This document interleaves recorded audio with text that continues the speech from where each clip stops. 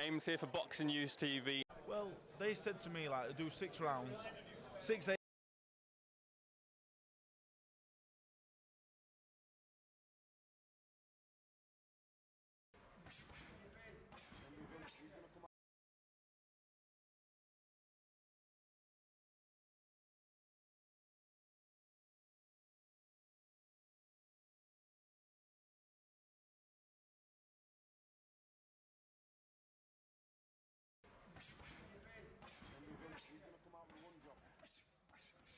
Ames here for Boxing News TV and ES News. I'm delighted to be joined by a man who needs no introduction, but I'm going to give it to you anyway. It's Dave Colwell. Dave, how are you? I'm alright, mate. How are you?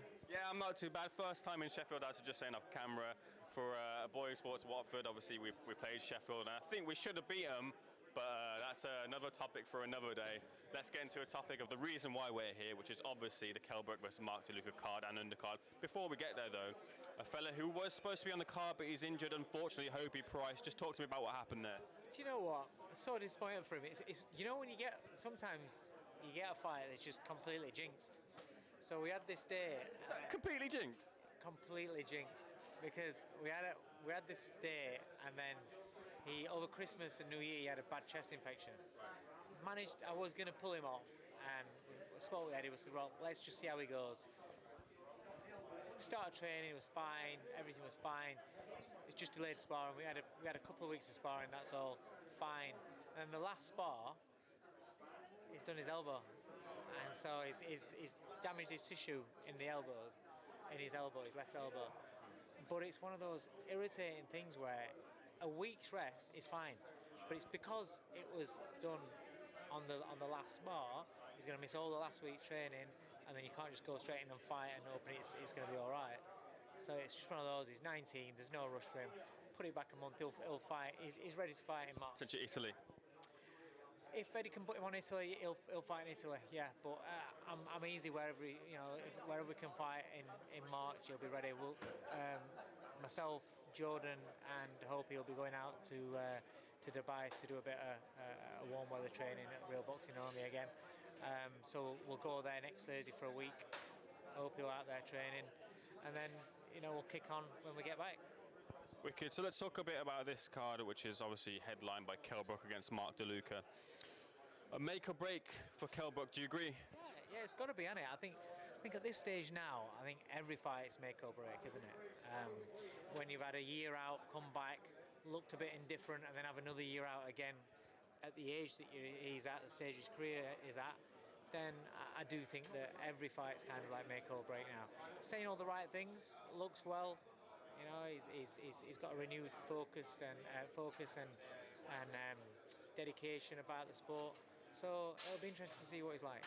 Would it be then a bit of a shame then, obviously, because Kell Brook's put a lot of pressure on himself, saying that if he doesn't win, and even if he doesn't put on a great performance, he might just retire. We could potentially see a farewell fight in Sheffield for Kell come this Saturday.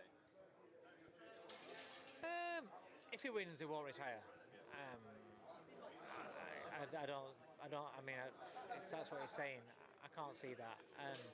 And if you've got this renewed love for sport and passion for it and everything that he's saying, then if you win, you're not going to jack it in because you've got to take into account that, well, I've had a year off.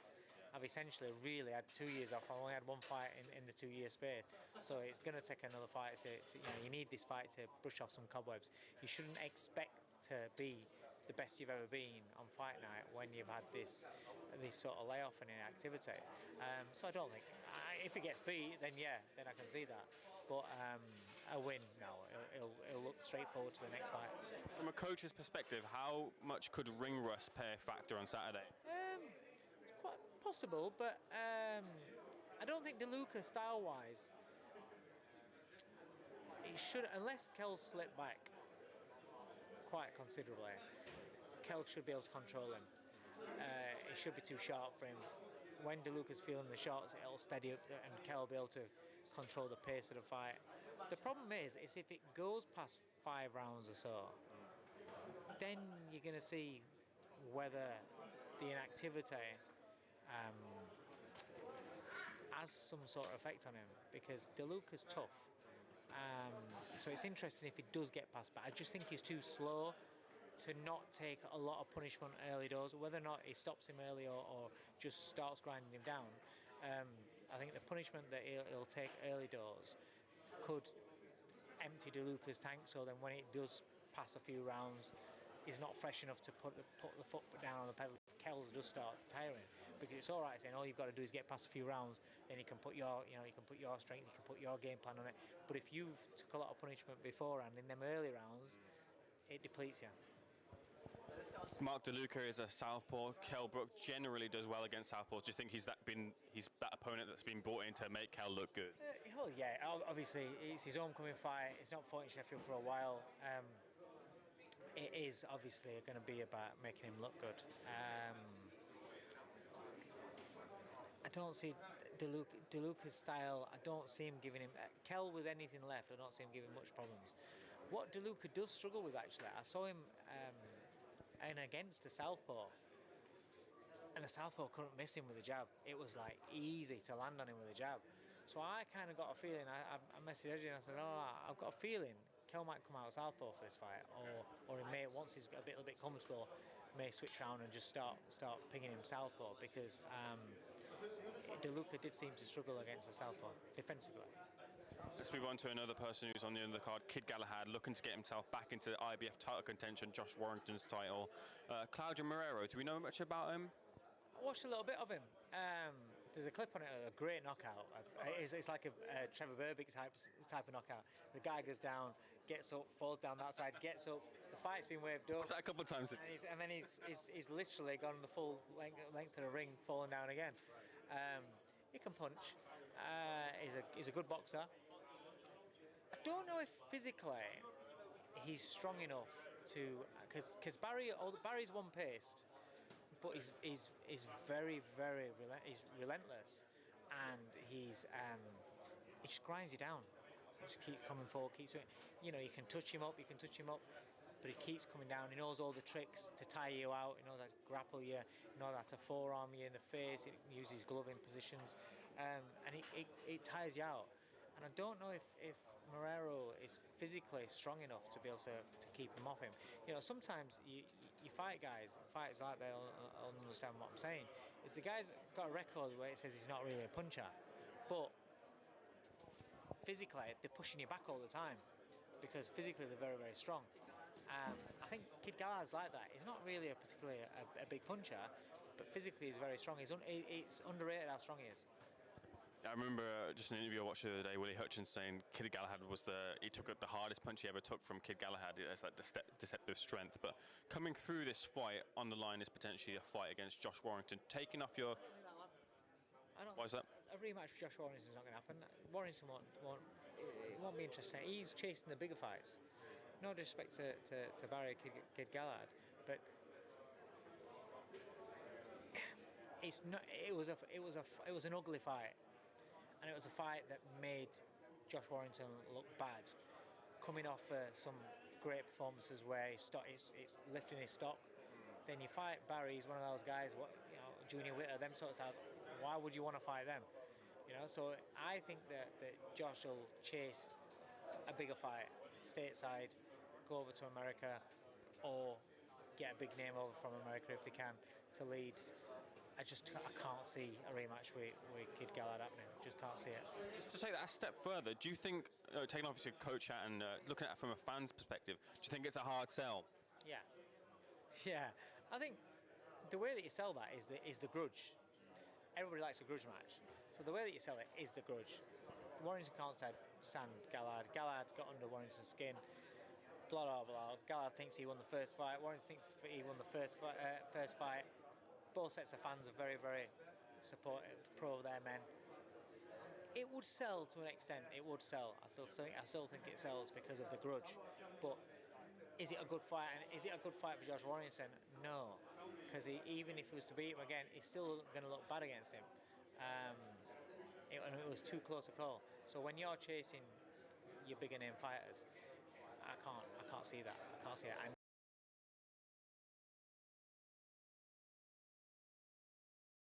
Mute myself. There we go. Right, I think everything's sorted out on my end. We'll have a look. We've just got Dave Allen back in the ring now. So we're starting here. I've just got some technical difficulties on my end, so we'll go for as long as I can, really, to be honest with you. Hopefully it won't be too long. It won't be too long of a card. But the thing is, you got Kid Galahad, who is he going to stop his opponent? Probably not. And then you've got Kell Brook, who he needs to look good, but will look good. Don't know how much is left in the tank with Kell Brook, so we could end up going for a really long night, actually. But that's another thing. But we've got right now Dave Allen up against Dorian Darch. Dorian Darch, who I think I saw on Twitter, Andy Patterson tweeting out something he's seen about a former fighter Dorian Darch previously fought. Darch tore his bicep in his last fight, and he shouldn't, by all accounts, be ready unless he's got John Cena-esque miraculous powers of recovery to come back into the ring. His bicep must have healed, I suppose. But yeah, we'll see how long this goes. It's only scheduled for 6? So scheduled for 6. So it can only go 6. But I quite like Dave. Interviewed Dave a couple of times. Everyone knows Dave is really very likable person. We'll get into kind of Dave and what maybe his future holds and such in a moment. But let's just get into the action, and I'll also see you guys in the chat as well. Give you all your welcome. So it's Dave on the front foot, backing up Darch. No one's really throwing anything. Dave's showing Canelo-esque head movement here, just pouring out the jabs, switching from orthodox to southpaw, then pumping out some jabs out is the White Rhino. Hands are low, stiff jab to the body. He's just feeling out his opponent. Dave Allen looks really calm in there. The movement's actually, I know I've just said Canelo-esque head movement, but the movement's actually not too bad, at least from the body. Nothing from the head at the moment. Dave just posturing, stepping in with some feints. This is all very routine kind of stuff at the moment. It's almost like a spar. Dorian Darch is throwing a lot more punches than Dave is at the moment, though. Connecting with a couple there. Single jab from Dorian Darch misses. But Allen just backing up his opponent. Single jab, and then he kind of walks back off to the center. I think he's just warming up into this. Feeling it out. Look at that movement, though. Check it out. Steve, this is the rebirth. If you're in the chat, I think I saw you earlier. This is the rebirth of Dave Allen. Look at all this. Shoulder rolls here. What is this? Feints and just put a combination on the end of that, and you're winning. Look at this.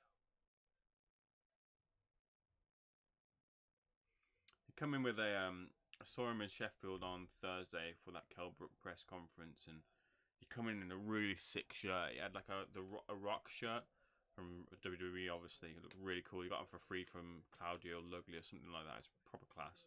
Me and Dave were talking a little bit about the wrestling, which we both like. You can see Danny Morrell, one of his prospects, Jay McFarlane as well there in the crowd. So whilst we got a break in the action, let's see who's in here. Let's have a little shout out to you guys. Steve Wellings, great to see you in here. Liking the montage, looks great. Oh, you mean the stuff in the background? Yeah, I'm just having to play with things. Like I wanted to just switch it up and keep it different. Maybe each stream will have something different in terms of the background, but I like to put the fighters who are obviously on and have a little like thingy going on with them. I like to do a little bit more. I don't know what I want to do though. I'm only limited with what I've got, but hopefully I'm getting the full Adobe suite soon to have fun with like editing and things like that. It's a shame that I have to use Mac. Well, it's not a shame that I have to, but it's a shame that I don't have a Windows computer because I'm using Mac, and I think the OBS is better on the Windows than it is on the Mac. But that's another thing. But great to see you in here, Steve. Last King of Scotland, Canelo-esque, for fuck's sake. Come on, that movement was good. Yeah, it's round 1. You know what I mean? And nothing would happen on the end of it.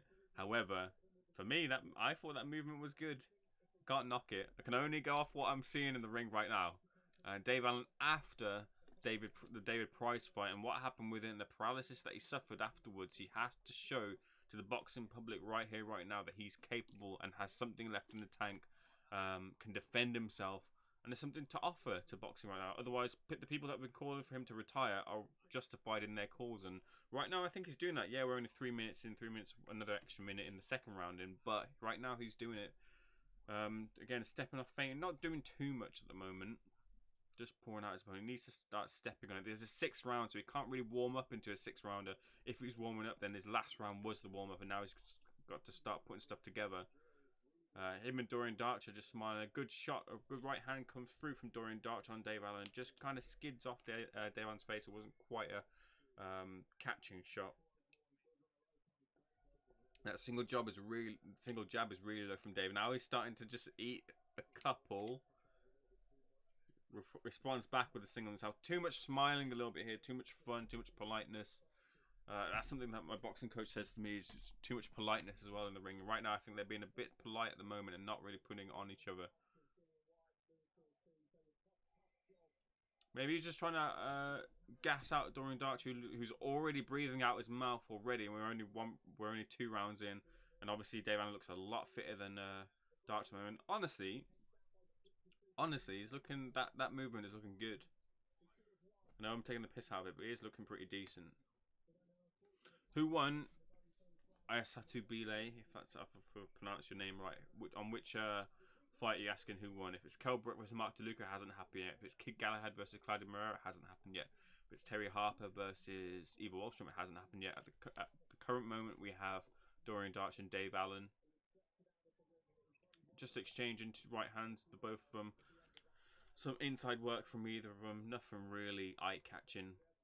Again, Dave Allen just backing up his man. Eats a shot.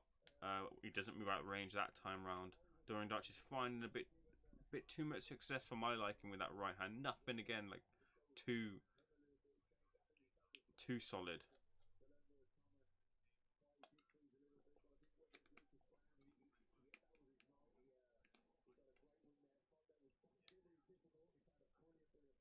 Yeah, again being caught with a couple of shots here.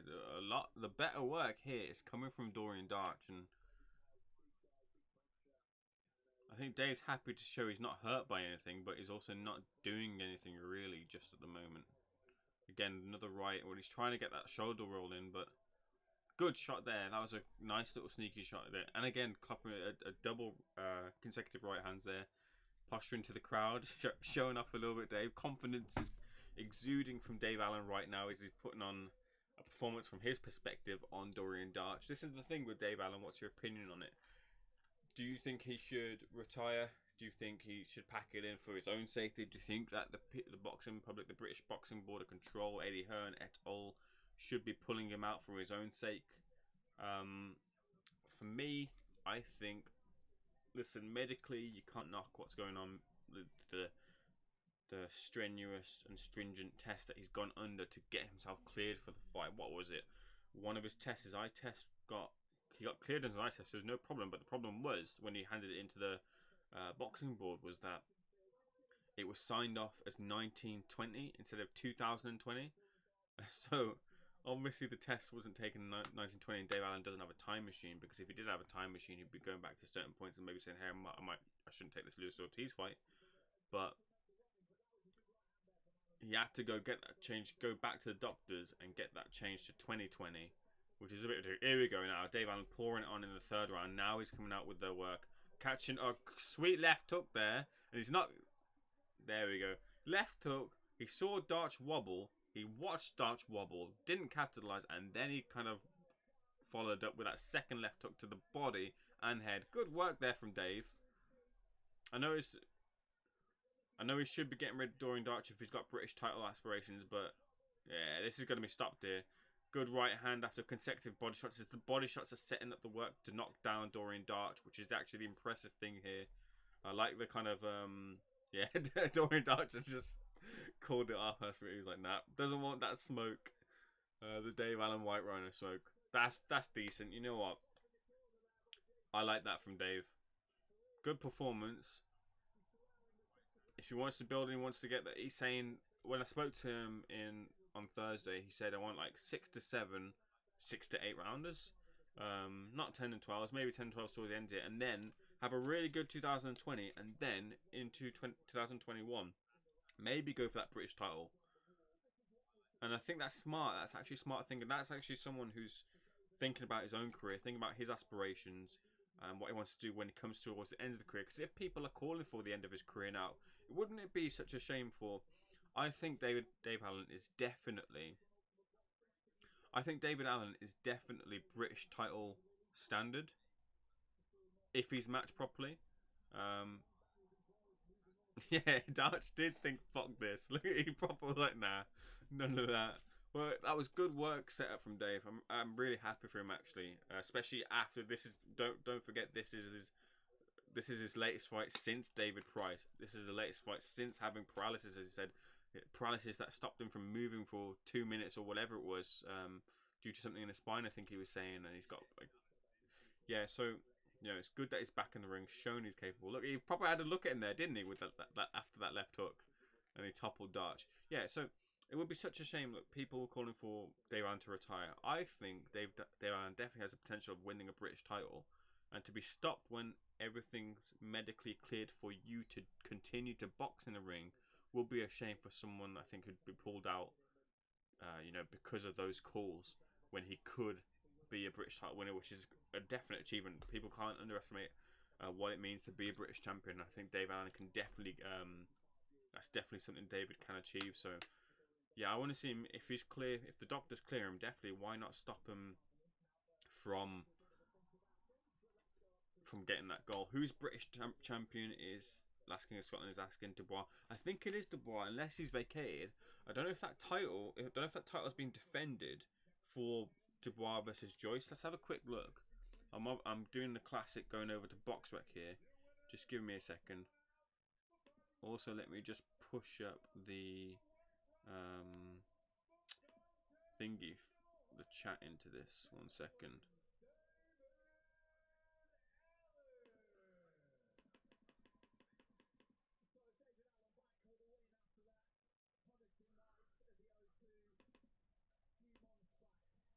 The chat's not coming through, which is annoying, and it should be. Let me just have a quick look on my end, what's going on.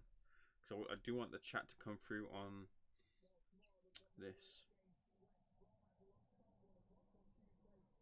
But yeah, whilst I'm doing that, I'll have a quick look. So, obviously I'm hopping over to BoxRec. BoxRec will quickly tell us what's on the line for that big clash.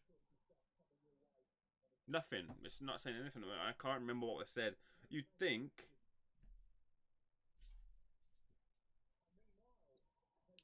it was. Someone might have to help me here with that. British title. Let's have a look right now. See if you guys are saying anything on the. Just gonna listen to David here right now. See what he says.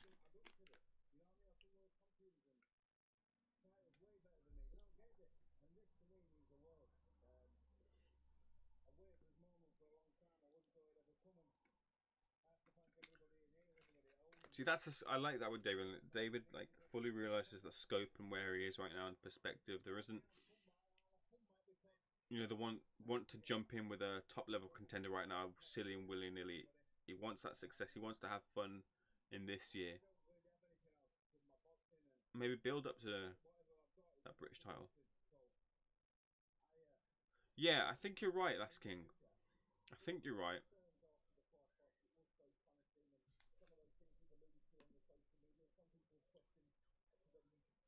Yeah, so Daniel Dubois definitely does have the British title, at least from my extensive research, having a look through Wikipedia. That's where it is right now. I don't remember anything else. Oh, yeah, here we go, national. Yeah, so it's Daniel Dubois, the current heavyweight champion. So, yeah, that's a fantastic clash at British level. Obviously Joyce and Dubois, but we'll get to that in a moment. But once they Farhan, is that Rohan? I don't know. We'll find out. Anyway, yeah. So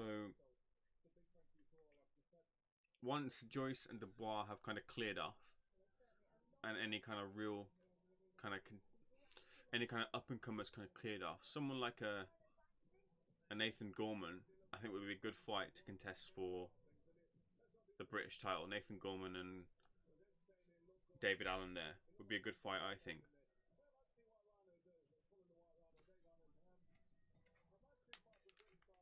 Here we go. Carl Froch echoing the same sort of thing, that British title. The thing is, like I said when I spoke to Dave, he doesn't want that. He's not looking for that clash. You know, at the end of this year, in the middle of this year, he just wants to have those build-up fights through 2020, and then in 2021, take on that British title. I think that's smart thinking. I think it's that smart booking, as they say in the wrestling world.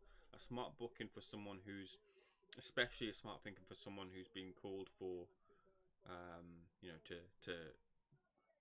throw in the towel in their career. Dave Allen ready to take on the world. I think Gorman beats Allen. The thing with Gorman, I don't think there's a danger of him, you know, getting. There isn't a danger with Allen getting badly hurt. I think. I mean, I'm not a Gorman expert by any sort of means, but obviously I think he's a better boxer than David is, from what I've seen. But if David keeps showing this head movement and such, then who knows? He can be slipping those punches, come up with the counter, and But I think the thing is, Gorman versus Allen is a competitive fight as well. You know, it's not a Dubois versus Gorman kind of thing where, you know, Dubois kind of blew out Gorman, didn't he? But it's a competitive fight where I think David could win. I think, like you said, Gorman could win. One of those things, but it puts him in line to have that British title in reach. And I think that's something that is in reach for David. I'm glad that he can have that opportunity. Very likable fellow. I know everyone likes to give him a bit of stick and that sort of stuff, but he is very likable. Takes the time for absolutely everyone. So, got a soft spot for Dave.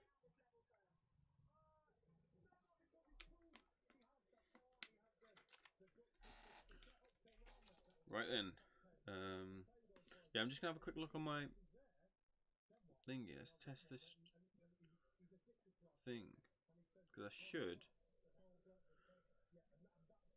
The chat should be on the screen, but it's not, which is annoying me.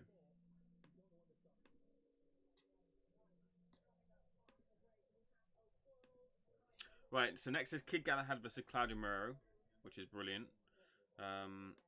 Whilst we're waiting for that, I'm going to play quickly the Dave Allen clip that I'm on about, and we'll have a quick look and we'll see what you guys think about Dave Allen. So let's move over to that clip. Oh, the chat is on the screen. Brilliant. Here we go. So have a little look at this and let me know what you think of this. Well, they said to me, like, do 6 rounds, 6, 8 or 10. I said, I'd rather do 6. I've had 7 months out. I want to have a fresh start, effectively. So they were sending me loads of names over, Germans, some few African guys, a few Eastern European. And I looked at them and I said, why not box Dorian darts? Like, he's game. Give me the rounds what I want, and why not do it with him? Like, I like Dorian darts, he's my mate, effectively. So why not just bring him up? Why don't he just get paid? He can just have a 4-hour drive. Why fly someone in to do the same job that he can do just as good? So yeah, that was it really. I just thought, why not box Dorian? I like Dorian. I'd love to see him and spend some time with him, I guess, and he'll do the same job, which hopefully is giving me some rounds. You know, I don't envisage him beating me, but I'll have to be on my ball. I'll have to be on the ball for sure.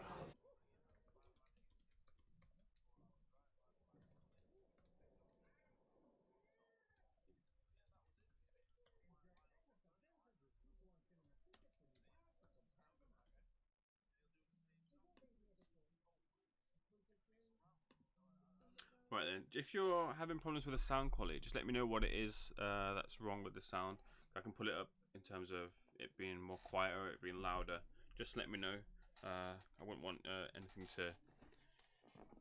to be wrong with the sound. Too quiet? Yeah, I can put that up. Not a problem. Let me know. Just let me know if you hear any clicking noises, because I have to be quite this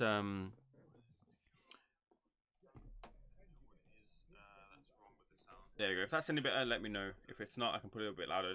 I'm just conscientious because sometimes I get a little bit of clicking noise coming on the replay, and I want to stop that, which is sometimes because I put it too loud. But if that's good enough for you, that's great. If you need it a bit louder, just let me know. Not a problem.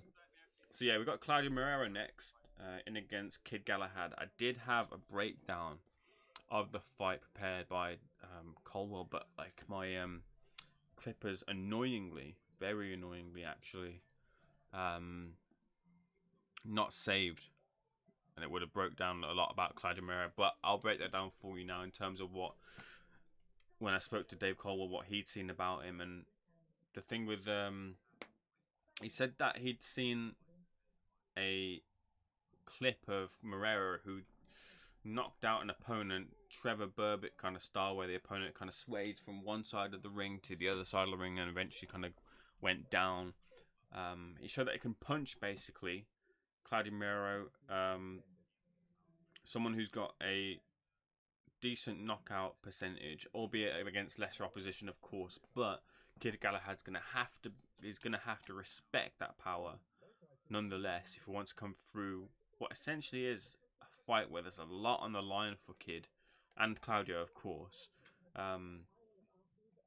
He cannot have underestimated Claudio to any degree, and when I spoke to Dominic Inga as well, like they're saying it's potential banana skin, but it's potential banana skin if they haven't prepared, and from their point of view, they prepared stringently for Claudio Marrero in this next fight, in the next however many minutes it is. But yeah, on paper it's high stakes. On paper there's a lot on the line for him, but on paper, is it a pretty fight? Probably no. And in the ring, will it be a pretty fight? No, because Kid Galahad has a certain style, doesn't he? And I'm not knocking his style because his style works for him, and it's one of those, he kind of sabotages you. Kid Galahad, his style is to sabotage you through his feints, his slick movement, head movement, body movement, tying you up, doing everything to stop your offense, and then annoy you, being really cheeky by getting in some shots in, getting in some combinations in, and then slicking and stepping out the way, which is such a frustrating thing. I would imagine if you're on the other side of the coin, being Kid Galahad's opponent, and then you're getting caught with these shots, and you can't respond back because then Kid's out of the way. It's a really kind of a technical. It's good work that Kid Galahad does. It's just a shame that it's just not very pleasant or pleasing on the eye. That's the thing with it.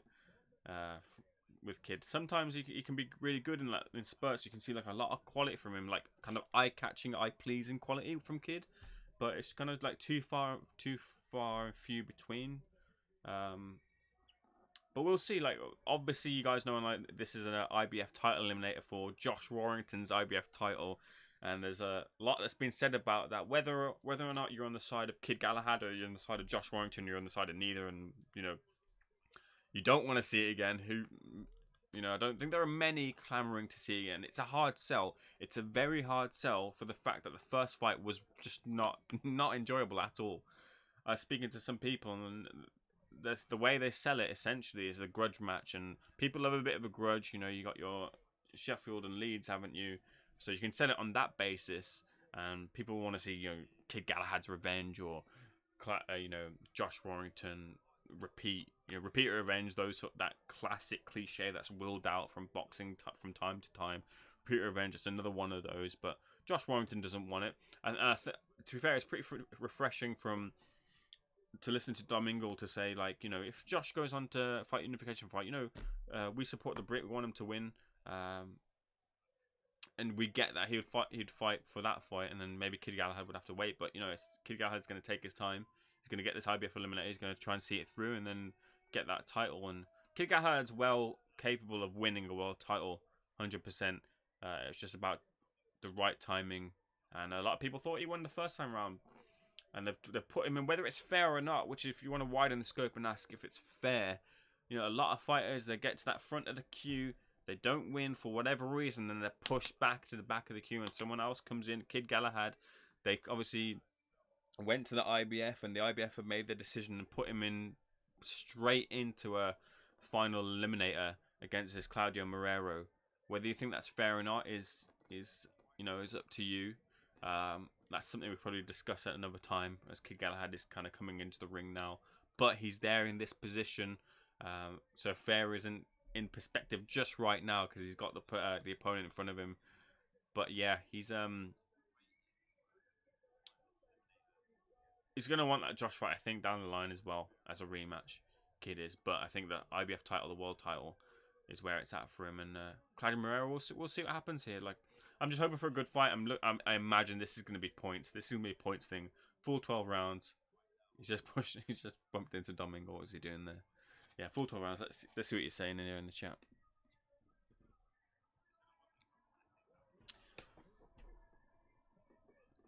Galahad's boring to watch. However, this kid puts it on him. Yeah, I mean, that's.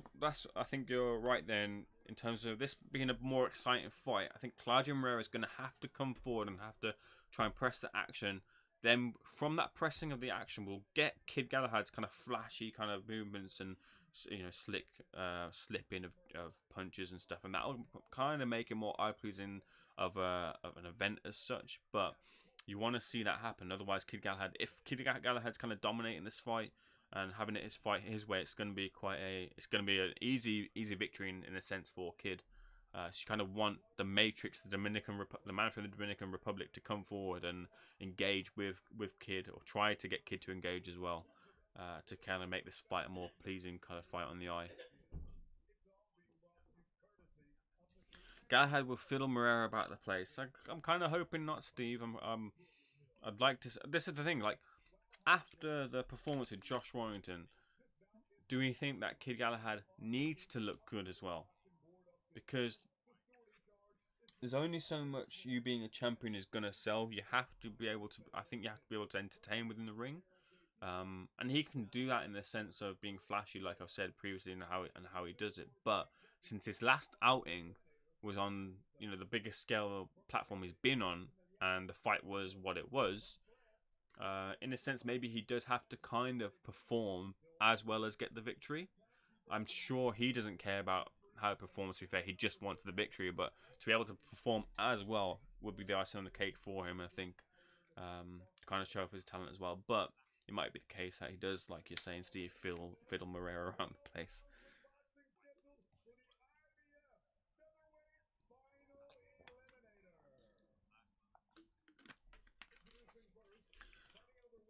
Most likely, he's got skills, just a bit dull. He is, yeah. It's like just a bit of power as well. I think missing. Although Willie Hutchinson was saying like Kid Galahad hit him with the hardest punch he's ever been caught with ever. So maybe he has that in his locker as well, does Kid.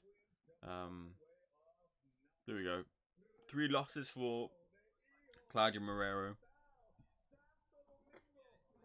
Excuse me, just got a bit of. Yeah, I agree. Goes into defensive spoiler mode too quickly. He was losing to Jazza Dickens, remember, before he had to pull out the fire. Defensive spoiler mode too quickly. Yeah, it's one of those things. He just it works for him. No doubt does it work for him. It's just like we said. It's just that balance of being, or balance or no balance. If you want to balance it, if you want to be like a kind of more complete package to be sold to the public, that balance between being defensive spoiler and then kind of engaging and getting your opponent out of the ring just isn't quite there. 29, fights 27, 126, KOs 15, lost 1. Obviously that loss was to Josh Warrington.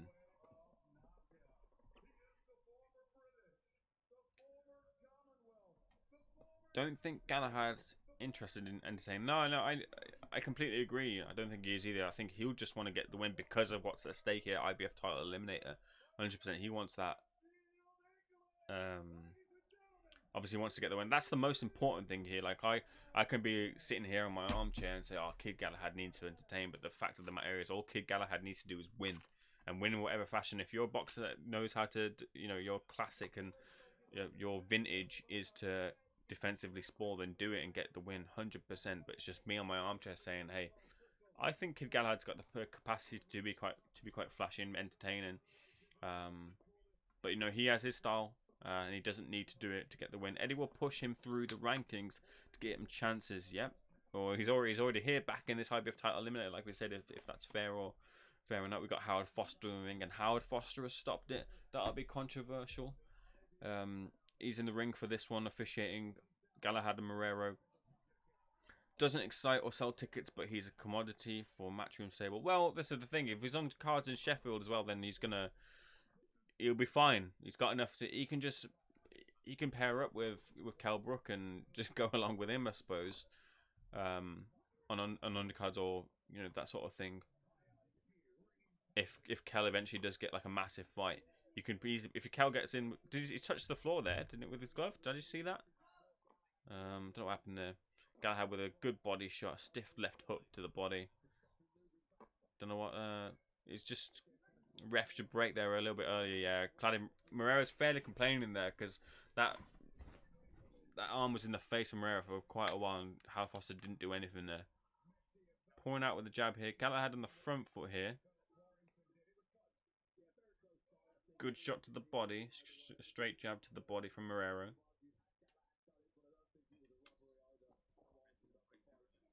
Three-punch combination ending with a left hook to the body from Kid Galahad, and he steps out of range.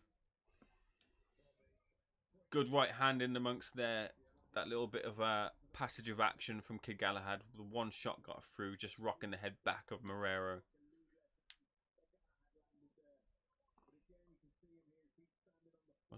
What's this here? Don't know what Howard Foster was stopping the action there for.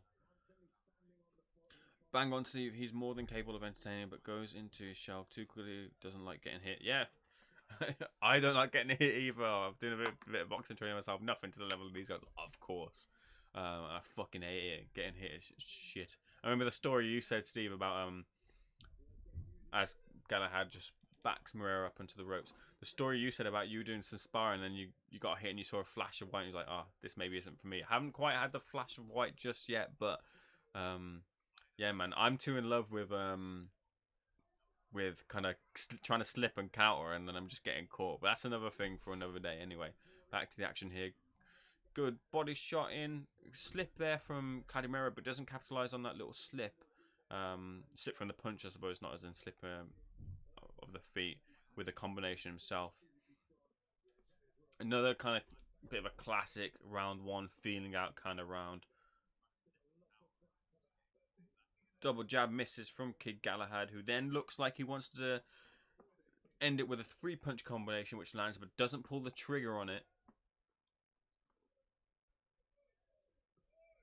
Solid right hook to the body from Marrero lands, and then he just starts to wrestle a little bit with Kid. Howard Foster gives him a warning for holding there.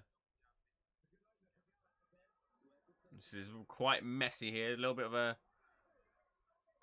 Yeah, he just Howard Foster's just called for break, and Kid Galahad just put a shot in as well at the end there. So this can be quite a sloppy fight potentially from if the first round's telling anything there.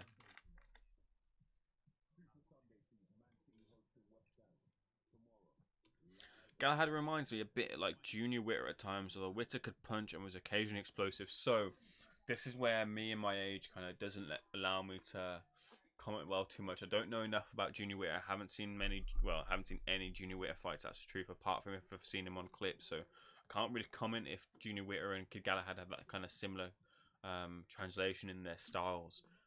It's definitely a fight that I do want to see. In fact, what I did see today, Steve, was I saw fucking hell, what's his name? I saw... Oh, 1 second. Today, I watched... I want to get this right.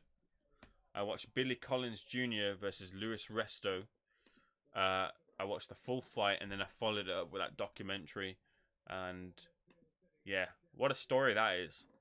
What a story that is, to have listened, and those last few rounds when you could just see Billy Collins' face just inflated, and then in the knowledge of what had happened as well because of, you know, Panama Lewis and Resto, if he knew or didn't know. It turns out he did know what was happening, but for a long time he couldn't confess that until that kind of documentary had happened. Couldn't come to terms with it as well. Genuine belief that he was riddled with guilt as well, Resto.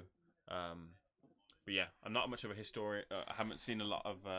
haven't seen any Witter fights, so I couldn't really comment on that style translating. Billy Joe Saunders in the crowd. Is that Ben Davison as well? They come over from Dubai to watch. They say, good work here from Marrero, catching Kid Galahad with a right hook. Galahad just steps back a little bit there. We're both in the centre of the ring, though.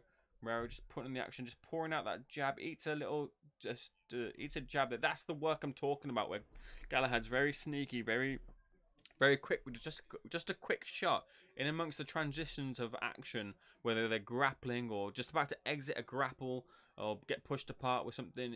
Galahad will just sneak a shot in, which can be incredibly frustrating.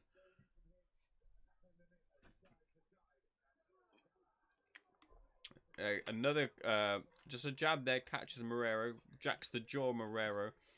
There, that's it again. That's the little thing. He'll move your opponent. He'll move the opponent around and then put a little left hook in on the end of it. Very sneaky fighter, and I do like that. I'm not saying that in a derogatory sense. I like that he does that work. Good lead right hook, right hand there. Was a bit of a hook, stepping forward with a hook there. Then some working on the inside. Very sloppy. This is very reminiscent of the Josh Warrington fight, isn't it? Very reminiscent.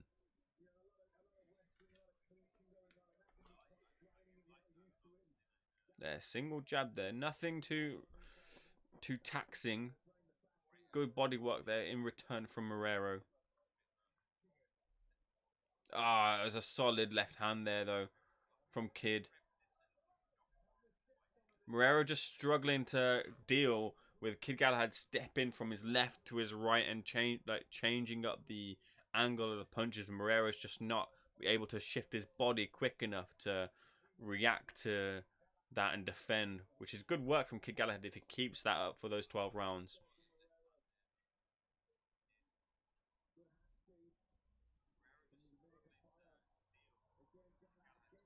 Those Matrix-esque shorts there as well, copying a little bit of the other Matrix Lomachenko, but not showing any sort of Lomachenko-esque ability at the moment is Marrero. As we end round 2, I believe that was. That's what you're saying. I quite like Witter back in the day. I need to check out Witter. I need to check out a lot of fights. Tony versus Jiro is something that Steve obviously recommended, and I've not checked that out just yet. Witter was a puncher, but he knew how to stick it out when required. Like the Love Morton Do fight showed all the sides of Witter in one go.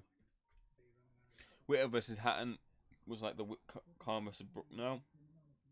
Yeah, Assault in the Ring. Yeah, I watched that. Hard to watch boxing knowing what's going down. Yeah, it's just it's shit when stuff like that happens and it brings boxing into disrepute. Just like kind of, obviously it didn't happen in the ring, but the stuff that Gervonta Davis is doing now kind of brings boxing into disrepute. But then you can kind of argue as well.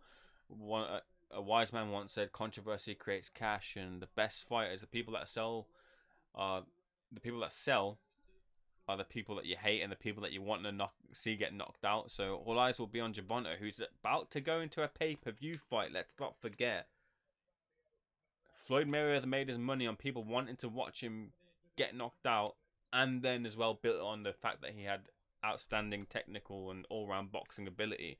But it started with wanting to watch Floyd get knocked out, and people want to watch Gervonta get knocked out.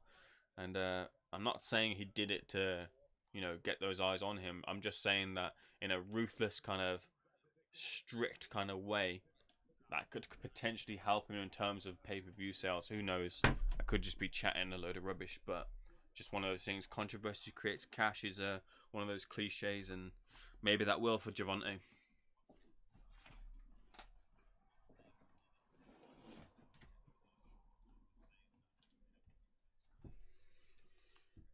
Anyone seen much of DeLuca apart from him being a southpaw? That's all I know, lol.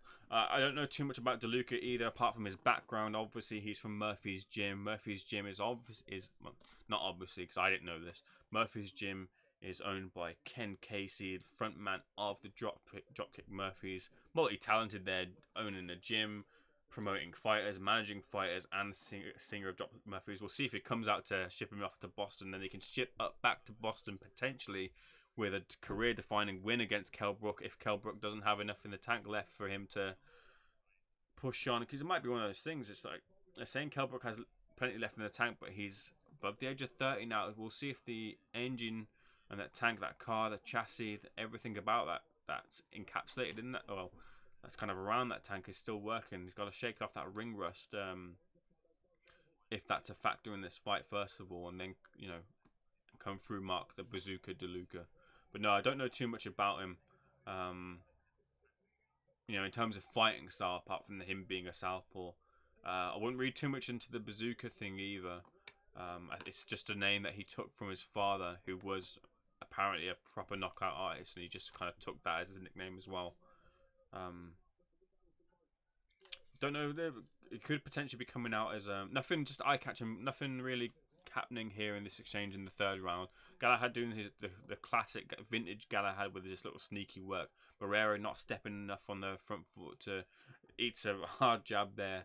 Gets his head rocked back by a jab as he's caught out of position and in range for Galahad to hit that jab in the first place. But yeah, as I'm going on, that's why I'm talking about obviously Mark De Luca, because there's not a lot of action right now in this ring right now.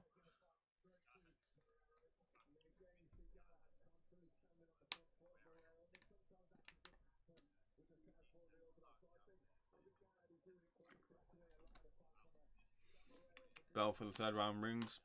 Packed house there in Sheffield, definitely. Yeah, I saw DeLuca box Walter Wright in Boston. Southpaw, high guard, plods away like Joe Smith Jr. type. David Lawrence Graham, no, but he's meant to be game as fuck. Comes forward via ex-Marine. Yeah, so that sort of thing about DeLuca is what I know essentially. You know, he's ex-Marine who... He was obviously a prospect. I think 4 or 5 fights into his career or such. He then went to enlist and became a Marine. So he's doing quite well in the boxing career. And then he heard the call of duty and he answered it. And put down his boxing career in form of defending his country, which has got to be admired. Who is that? I'm not sure who that is. Was that anyway, yeah. So he's had the one defeat, hasn't he? Who's he had the one defeat to? It doesn't come to the top of my mind. He's had the one defeat to Walter Wright, yeah. That's the one Steve was which he avenged. So I pulled up the box rec. I'm a box rec historian here. He's lost to Walter Wright on split decision, and then he beat Walter Wright straight away for the NBA Super Welterweight title in unanimous decision. So that's fair play when a boxer goes in as the defeat and then he avenges the defeat straight away. There's you got to give him a lot of credit for that. But that, like I said to you, just as much as I think kind of the boxing public, I don't know too much about Mark De Luca, other than what kind of has been said really. But potentially, like he's a southpaw. He's a southpaw that's been brought in as Kell Brook generally does well against southpaws. So it's all set up for Kell to look good. That's what this event here in Sheffield is about to get that kind of ball rolling with Kell. But we'll see if Kell comes out southpaw. Speaking to Dave Colwell, he said that he's seen a bit of DeLuca and he'd seen DeLuca fight, and he was up against a southpaw, and the southpaw who engaged with him in the southpaw stance as well couldn't miss with a jab, couldn't miss at all in failing to catch Mark De Luca. So we'll see if, and I think in the what was it? In the public workout, Kell just stayed in the southpaw stance for the whole workout. So maybe that's something, a little bit of an indication of how Dominic Ingle and Kell Brook are looking to approach this fight with Mark De Luca. More of the same sort of stuff in this fourth round, with lots of slip in, kind of a couple of punches here and there. Last minute of the fourth round. Good head movement from left to right from Claudio Marrero to try and slip some punches. Both of them just posturing. Kid Galahad pushed into the back of the corner as Dominic Ingle bellows orders for Kid Galahad to move out of that corner. Kid Galahad approaches the other corner, slips out of that corner as well. Good work there, good movement from Kid. Back into the centre of the ring. Just eats a single jab to the body and another one from Claudio Marrero. Just pouring out with that right hand, trying to occupy the right hand of Marrero as well. Again, that little sabotage as well, trying to stop his offense through these little kind of nifty tricks, and then getting in that good little shot with the right hand from Galahad. It's good stuff. In spades though. It's the work that he does to get those little cheeky shots is quite impressive.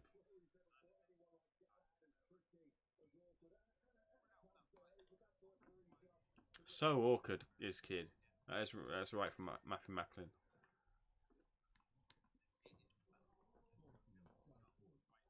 Over here, DeLuca stays on his feet to the end for a cheeky 50 on Brook on points. Hope it comes through for you, Last King. He's a ticket seller in Massachusetts area. A decent version of Brook should be too sharp for him. Well, that's the thing, isn't it? It's just what Brook we have left. What Brook we have left from the Golovkin fight, which broke his eye socket, a fight that, talking about cutting corners and talking about things not working out, you know, in hindsight, would they have taken the Golovkin fight? Who knows? Only they would know. But then later on, stepping in with Errol Spence, a fight in which he had to take the knee and bow out because the other eye socket was just broken. So we have 2 fractured eye sockets. The weight, being at the weight when maybe he should be stepping up in weight, which he stepped up in weight now. If that was too late and that might have taken stuff out of Kell Brook, we don't know. But this is the thing: if you, like you're saying, a half decent Kell Brook should stop Mark De Luca. We'll just see if we've got like a half decent Kell Brook. If looks are and aesthetics are to go by anything, he looked great on the scales, but that doesn't really mean too much, does it? Let's be honest. But Kell Brook has the ability. We all know Kell Brook has the ability. He put on a great performance, which just looks even better as the years roll on. Considering how good Sean Porter's got over the last few years, hasn't he? It's definitely a different Sean Porter. Sean Porter's improved so much, but nonetheless, Kell Brook went over to America and beat Sean Porter, which is just obviously the defining victory for Kell Brook in his career to date.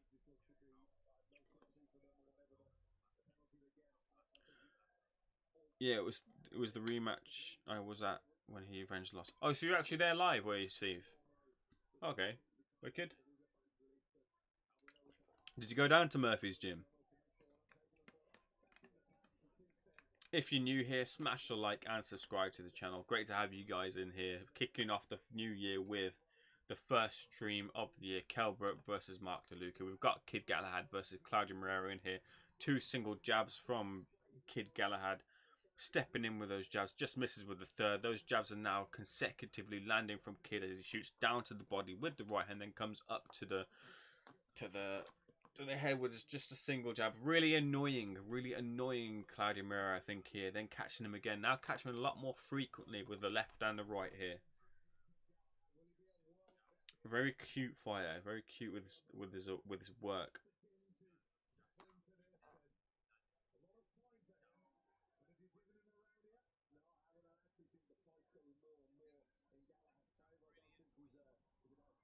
Just popping off with that single jab. How annoying must that be? I remember I used to, if you guys played Fight Night, right? I used to play Fight Night, annoy the hell out of my friends by just popping out the jab when people were out of range, and that's exactly what Kid Galahad is doing right now.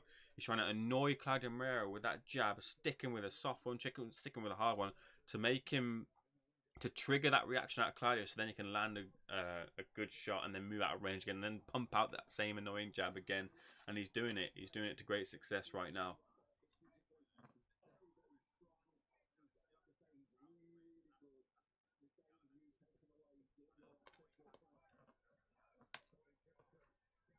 Good.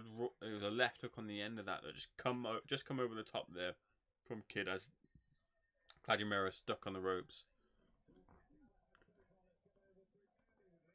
Yeah, I'm expecting Brook to win by KO 6th or 7th round. David Graham with the prediction, KO 6th or 7th round. I don't know what I'd probably say for Mark De Luca. It's just on the basis I just don't know enough about Mark De Luca, to be honest with you. Yeah, so I can't really say anything, to be honest with you. Don't mind if I lose my bet, to be honest. Won 400 and not 1 Forest against Leeds. Congratulations on your win. I'm gutted. Obviously, I'm a Watford fan, and Mariappa, when the cross comes in, didn't need to fucking deflect or kick it into his own fucking net. But again, we're not talking about football, we're talking about boxing, so let's go here. Having said 40 months is a long time to be out the ring, surely he'll be rusty. Yeah, exactly. Like, that's got to play a factor. Everything from literally just being an event, big, you know, being in the arena, get ring walk, the first round, feeling everything out. Ring rust is a real thing. There's a reason why Tyson Fury come back and had those fights and then stepped in the ring with Wilder and then kind of have the 2 fights again to then set himself up for Wilder, because you got to be ready. You got to be ready for these fights, and we've been in this situation as well. It's almost like we can rewind ourselves and be in the exact same position with Kell, in that he obviously last time he fought out Zerafa, which also kind of looks like a better win in lieu of Michael Zerafa beating Jeff Thorne. I know he's since lost to Jeff Thorne as well, but those 2 fights were grueling, thrilling fights, but showing how tough Michael Zerafa actually is. Maybe we underestimated Zerafa a little bit there, but yeah, ring rust I think is definitely going to play a factor. But who knows? Kell Brook could just blow the guy out the ring in the first round, and we'll be saying ring rust. What a ring rust, really, with Kell, and that he's ready for, you know, those title fights and such. It'll be interesting to see who he kind of earmarks, who he kind of calls out after the fight. It's generally see if he's calling out for those Terence Crawfords, those Errol Spence. I think everyone at welter will be wanting to face, because it's right now thinking ruthlessly.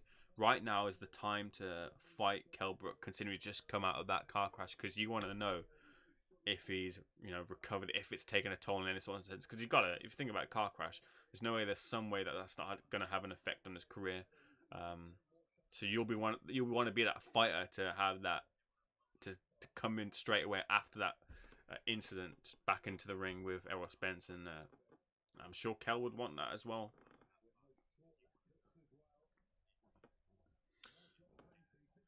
Hardcore Bernard, hey man, what's up? Can we subscribe to each other on YouTube? Yeah, of course. Smash the subscribe button, smash the like, and I'll do the exact same thing for you now. Not a problem.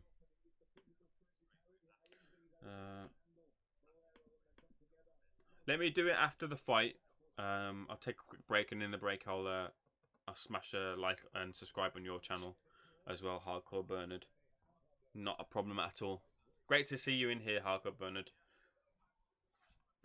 Didn't go to Murphy's, was a whistle stop tour. You seem to be whistling stop touring everywhere. Over for Tennyson Farmer. Andrade was supposed to box BJ. Ah, right, yeah. Yeah, okay. Shame that fight didn't happen, because... Oh, shit. That always scares me. Why is that fucking always... I need to change that. It's my... It's my alert to let me know for, you know, a new subscriber coming in, right? And I put it as lines in the camp from, you know, Tunde Ajayi, Anthony Yard, because I did the live stream with Steve, and I thought it'd be a fun little... Yeah, it'd be a fun little kind of alert for people to subscribe, but I've forgot to change it. It scares the F out of me every time I hear it. But it's also a good little reminder, because in a weird kind of return, although I really like him and I want to see him do well, I think he will win the world title, but in a weird kind of return, Anthony Yard is back in the ring over in Spain. I would have loved to have gone to Spain, sunny Spain, Madrid, a city I've been to before, which I absolutely love, to go and watch Anthony Yard fight. I would have done that, because the flights are cheap to Madrid. It's cheap in Madrid as well. I know mates. I know people I could have stayed with. I could have gone there, but that's another thing, isn't it? But yeah, Anthony Yard is back against a fella, I can't remember the name is, an opponent that he should beat. Let's have a quick look if that fight's actually happened already. It might have updated on BoxRec. But yeah, I'm looking forward to seeing Anthony Yard back in the ring in title contention, hopefully soon. No, nothing just yet in terms of a result.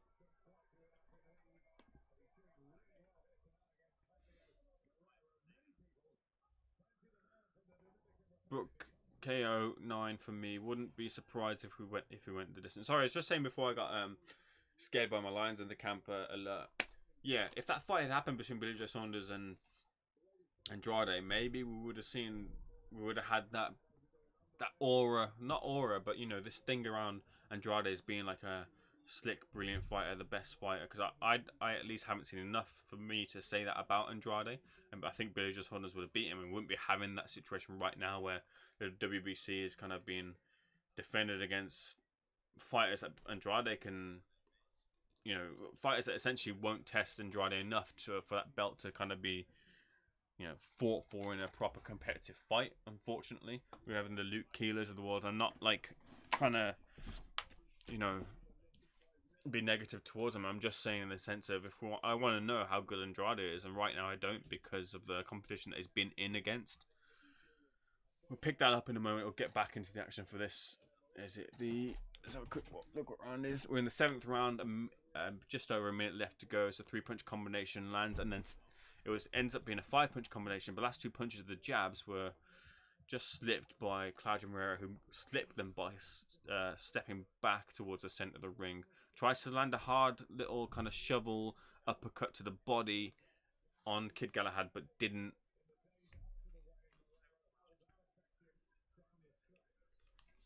There's those they're great 3-4 shots. This could be stopped there. Marrero looks wobbly on his feet here after taking 3 consecutive punches. Great work there from Kid. He's just covering up well here and then shoots to the body, Claudio Marrero. I think he's just about to see the through. Should see this round through, but those 3 shots really rocked Marrero there. Not standing on his feet out. Fights off the ropes. I think Kid Galahad knows Marrero's not quite just ready yet to be taken out. Well, he's got him back on the ropes again. Single right hand there.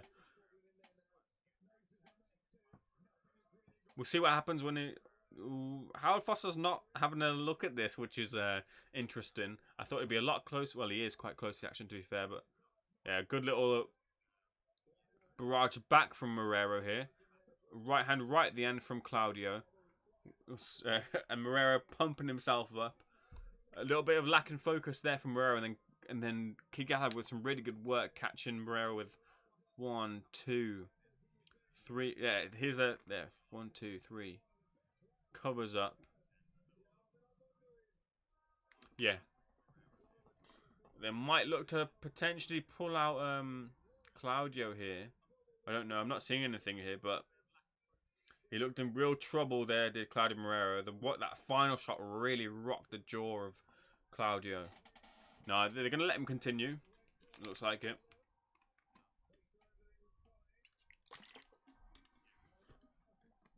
Thanks, mate. Just did. What you think, Fury Wilder? We'll get to Fury Wilder after this fight, not a problem. And I will subscribe to your channel as well straight after this fight, not a problem. But pleasure to have you here, Hardcore Bernard. If you're new here, smash the like and subscribe to the channel. Do these live streams as well as other kind of interviews and little things in boxing as well, having a bit of fun with it. Wouldn't be surprised if it went the distance either, given Brooks' inactivity. It could definitely, and it's one of those things where it's the not excuse, but the narrative is written already where it goes to 12 rounds, and straight after you just say, well, I've been out for 40 months, I need the rounds. You know what I mean? So it's not there's no reason to, when people have been saying, or some have been saying, if Kell Brook doesn't look good, he might just retire. Well, the other side of the coin is, I'm rusty. I'm 14 months off. I need the rounds. So there's that kind of there for him if that happens. I missed it. I missed seeing Liam Smith's bird, unfortunately, so I can't comment. I just saw Liam Smith with the silver fox hair. I think the haircut's proper sick, to be fair. He's got the Amir Khan hairstyle going. Kid Galahad backing up his opponent here. Claudio Marrero looking to kind of a bit of superficial kind of head movement here. He's just kind of posturing and posing. They're not pulling off. I think kind of Galahad, if he can choose either here to step on the gas and get his opponent out, or he can just draw this out, not take any silly risks, being the MO, and not getting caught, and just kind of see his way out to victory, because he really doesn't need to do much else, to be fair. But there's just those moments where Marrero himself loses a bit of concentration, and then, like we saw in the last round, gets caught with that 3-punch combination, which looked like he was about to get stopped. But at the moment, he's got his wits about him. Looking definitely a lot more tired, though. Kid Galahad looking as fresh as hell.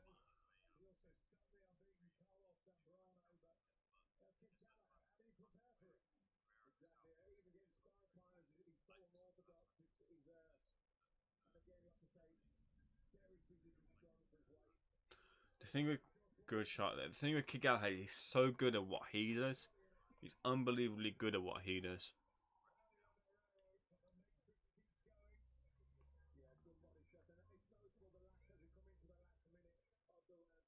Just try see what he's doing there. Just tried to hit that right hook after little like keeping his opponent's head down, but just missed with it.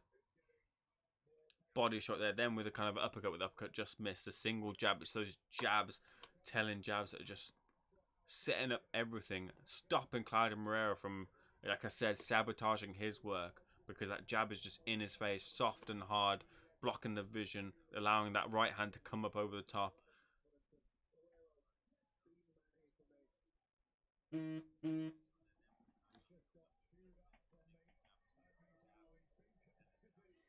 Just turn off my vibrate on my phone.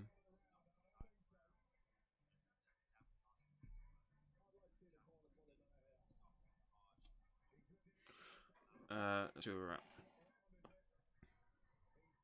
He's doing well, section. Hell yeah. F. Anthony Yard. I agree and said Andrade fight Billy. He fights Luke. Who the F is that guy? It's the thing, like, he just needs an opponent where he tests him. This is Andrade. And then you can say, yeah, you know what?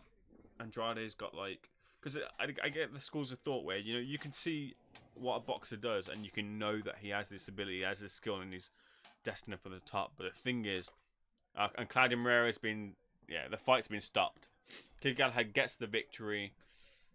Referee, I think it's the referee. Is the referee called the stop, or was the corner made some indication? I just missed it. Whatever the case is, Kid Galahad gets the victory in the IBF title, IBF final eliminator for IBF title, of course. Josh Warrington's. It will be the mandatory. Josh Warrington obviously will be looking to get a fight in before that's ordered. But that's the story Kid Galahad marches on. Good performance there, actually, for all the stuff that was being said by others and myself here in lieu of the fight, before the start of the fight here. I thought Kid Galahad looked really good there. It looked like in the first couple of rounds it might end up being a kind of sloppy kind of fight, and it was a little bit sloppy at times, but actually, to be fair, I think Galahad put in a really good performance. It was quite classy with the punches, still being that kind of, you know, annoying fighter that he kind of could be, not kind of fully stepping on the gas, but towards the end of the whole thing, especially in that final round before this one, it looked like he was about to get his opponent out. But yeah, better performance definitely than his last, better fight, I suppose, than it was the last time around against Josh Warrington. Luke, from your neck of the woods. Oh, right. From your neck of the woods, Bernard. Alright, so Luke Keeler being from the same place as Bernard. So you got to like my videos too. Yeah, of course, no problem. I'll smash the like on your videos, no problem. I'll do the set. Yeah. No worries, Hardcore Bernard.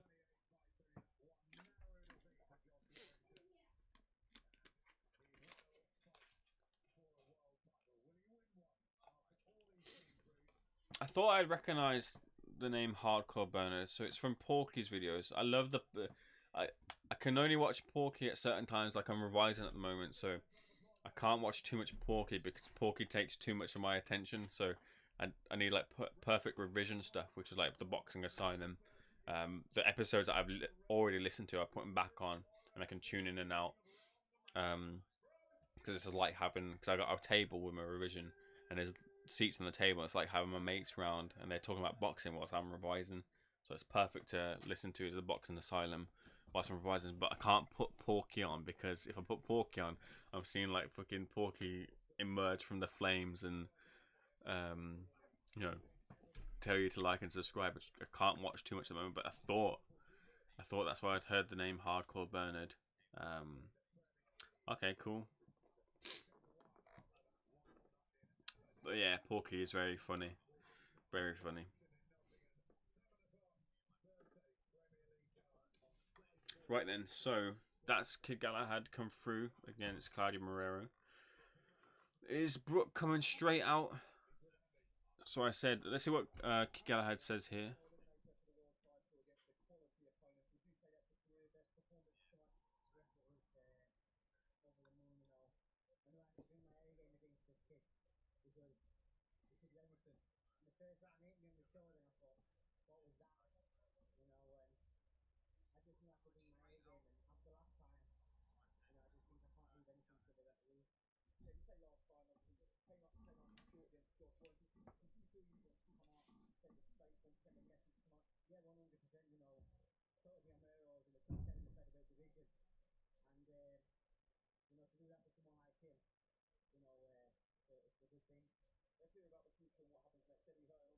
Here you go. What's Eddie saying?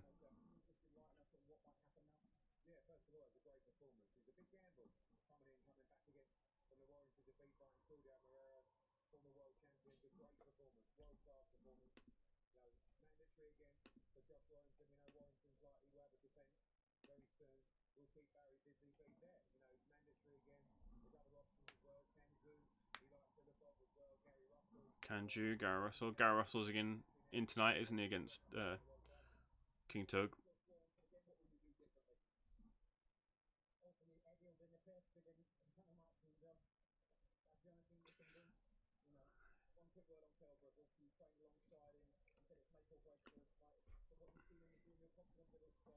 Yeah, still no updates on Anthony. I'm just going to go quickly over to Hardcore Bernard's channel and smash the like and subscribe.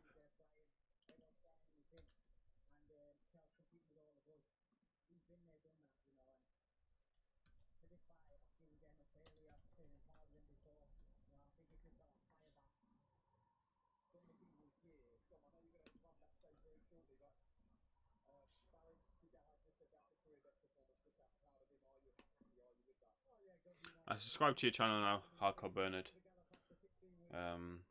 I'll check out your videos as well after the stream, not a problem. I've just seen you've followed me on Twitter and Instagram, so I'll drop you a follow as well. What's this?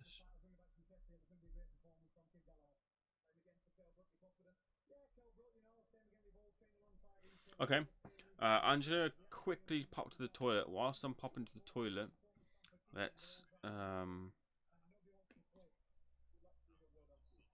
just put on a quick interview I did with. Not sure who this interview is. We'll find out. 1 second. Let's go. Fury, in my opinion, one last time. He can easily. If he doesn't get knocked out or get dropped a bunch of times, I don't see how you can't give him.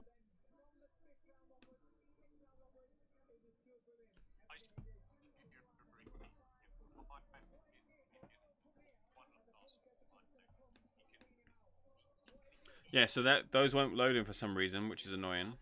But what I will do is I'm just going to be right back. Just going to pop to the toilet before we get to the Kell Brook fight. So back in a second. Sorry about that. I thought I'd loaded up a couple of clips. David DM at an interview and a Adam Smith interview.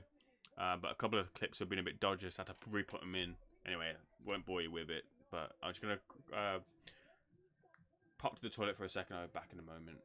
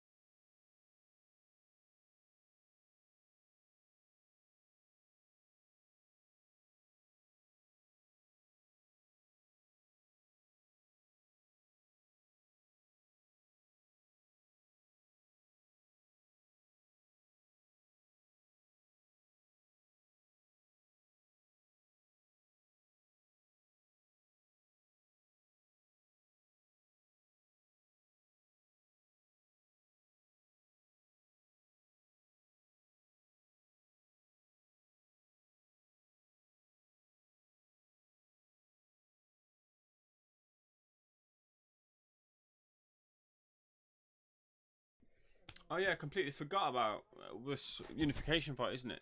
Wahlstrom versus Harper should be good.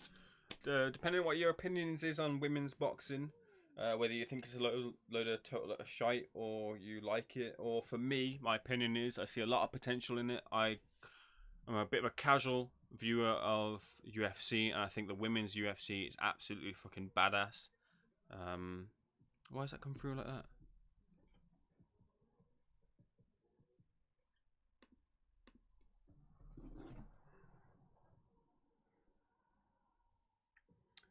Can you all hear me? Let me know. Just seeing what you're seeing on the screen. Yeah.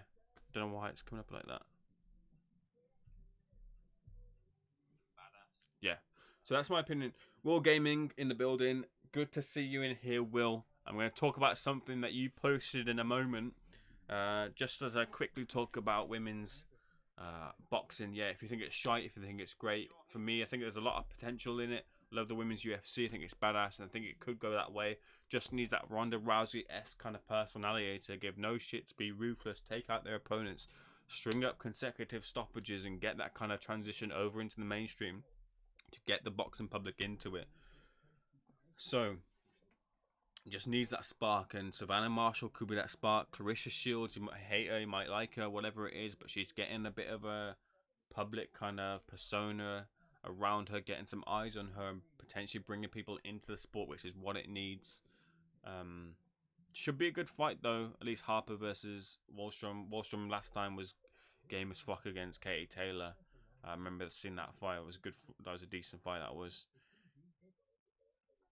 Sulby Kell Brook fight is straight after this Eva Wahlstrom versus Terry Harper fight. So in about the next half an hour or so, Kell Brook will be on. So I'd say maybe around quarter to 10. Welcome to come back. Welcome to stick around. It'd be great to have you stick around here. Smash the like and subscribe if you're new in here.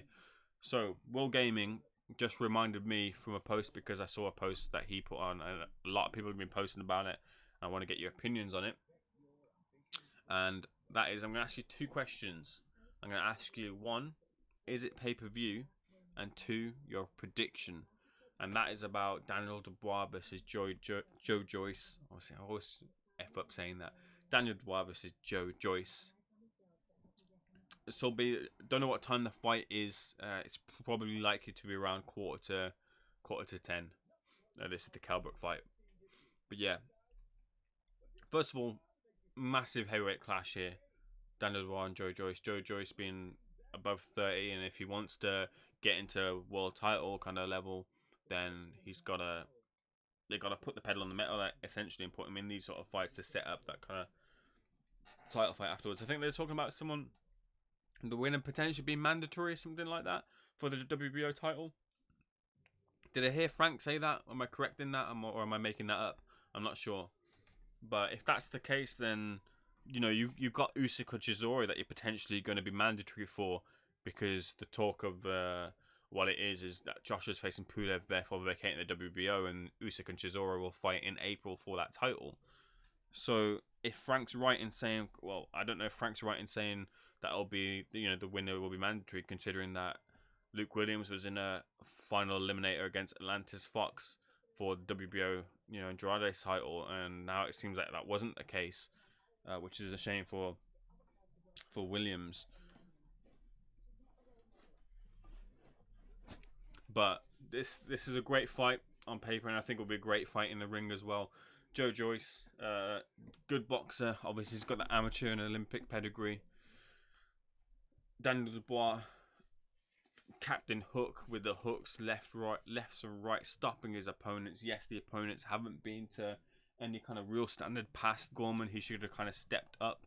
Instead, they've put him in with Ebenezer Tete, who escaped from the prison canteen, hadn't he, Steve? And then Fujimoto, who was the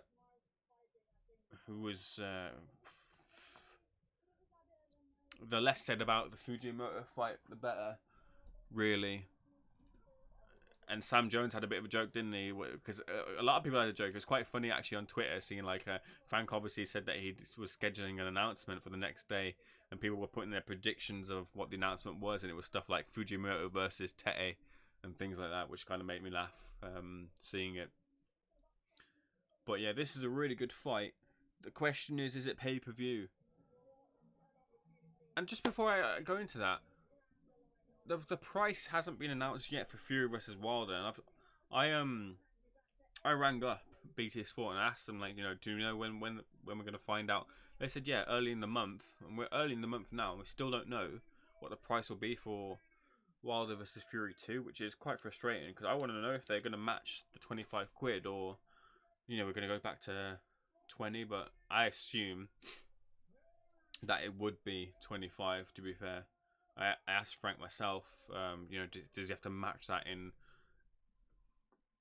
you know, to compete essentially with what Matchroom have done, and he kind of said the same sort of thing, really. You know, it's not that, but get your mates around. It's only a fiver and that sort of stuff. Well, a lot can be said about that. So that kind of rhetoric, you know, get your mates around. It's only a fiver. Well, the more you keep getting your mates around, the less people buy because you've got more of your mates around contributing to one pay-per-view. But that's another economical question for another day. Maybe I've got my economic theory wrong there. But yeah, is Dubois versus Joyce pay-per-view? I think it's not pay-per-view yet.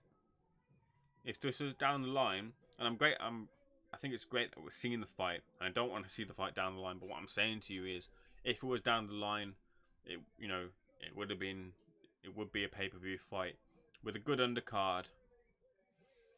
But what undercard could I don't know.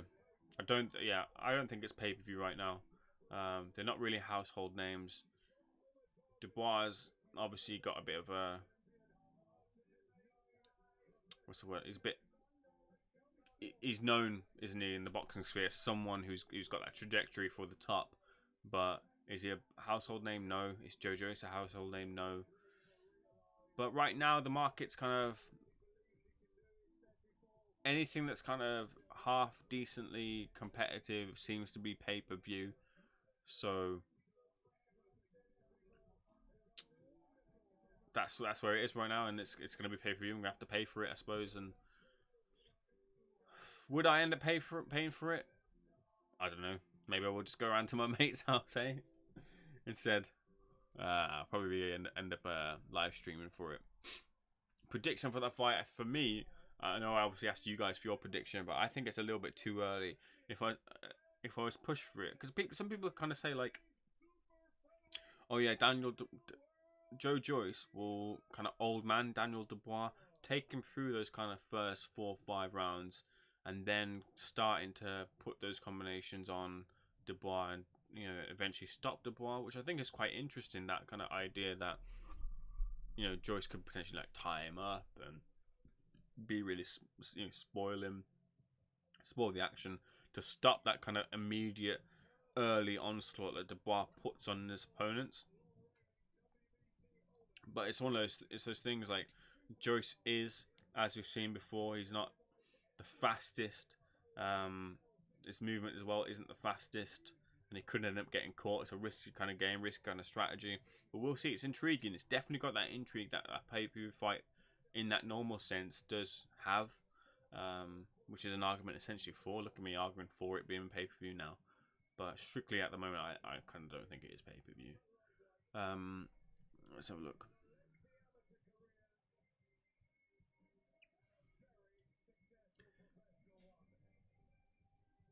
Pay-per-view, yeah, because Joshua pay-per-view fighting 40-year-old and Dubois KO. What do you think? Both questions. That's the thing, though. Like, is it pay-per-view because of, you know, Joshua and Pulev being pay-per-view? I get it. I get what you're saying, because, you know, White versus Rivas was pay-per-view, so Joyce versus Dubois should be pay-per-view. I get that. But I'm talking about, like, in the strictest sense as the fight. I don't think it's pay-per-view. Like a Wilder versus Fury 2, pay-per-view all day. Even though it had a shit undercard last time round. What was that trash that we got served up last time? It still is, isn't it? In my opinion, not pay-per-view. Decent fight, but with mediocre garbage and pay-per-view lately. Not so. Yeah, exactly. That's it. You've summed it up for me in a nutshell. Asking the Scotland.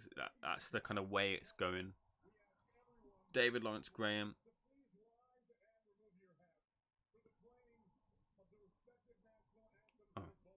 I just wonder what David Demento was saying then. This comment section is a good example of a problem kid has. He struggles to keep people's interest. Who's this? Daniel Dubois or Joe Joyce? Oh, you're on about Kid Galahad. Glasgow, Scotland. Put cheeky 20 on the Swedish. Fucking hell. Nearly caught me out on that one. Jesus. Well, this is, yeah. Last game, this is the thing with Terry Harper. 9-0. She's very comparative to Eva Wahlstrom. She's very inexperienced. Eva Wahlstrom has been around the block and back and then around again. 23 years she's been doing this fight, and Terry Harper is that age in the boxing game. And Terry Harper is that age. Eva Wahlstrom's got a lot of pedigree at this level of the sport in the women's division, in women's boxing. Sorry. So it could be a tough night for her. I think Johnny Nelson was saying as well, it could be really a little bit of a step too early for her. But the thing is, she's a champion. It's up against another champion.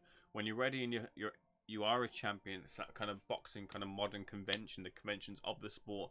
If you're a champion and you're ready, then you're ready and you're going against champions. So that's where she is. She's in that kind of place where there's only one really place where to go if you were looking for greatness, and that's against beating not proper champions, but beating champions who've been there and done it, and then done it again. So this is the test for Terry Harper, and it could be like in terms of women's boxing right now, it could be stardom for her on the cusp of greatness, winning this unification fight. So we'll see, and potentially, like Dave Allen says, Dave Allen has a lot of faith in her being the woman to potentially stop Katie Taylor 12 months down the line and stuff. So a lot of potential. Apparently Eddie was saying that someone from Canelo's team said their favourite fight was Terry Harper, which who knows if that was just some spin from Eddie. But we'll see how she performs here. She's in a massive fight here, is Terry Harper. Wishing her all the best. Want to see her win, of course, but I've seen Eva Wahlstrom fight before. She's a good fighter. Should be a good fight.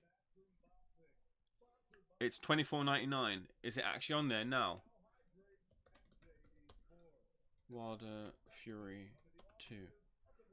Because I looked on BT Sport even the other day and I couldn't find it.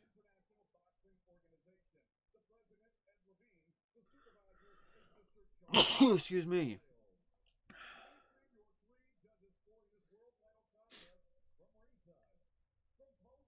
I'll have a look later. Just because my computer's slowing down a little bit.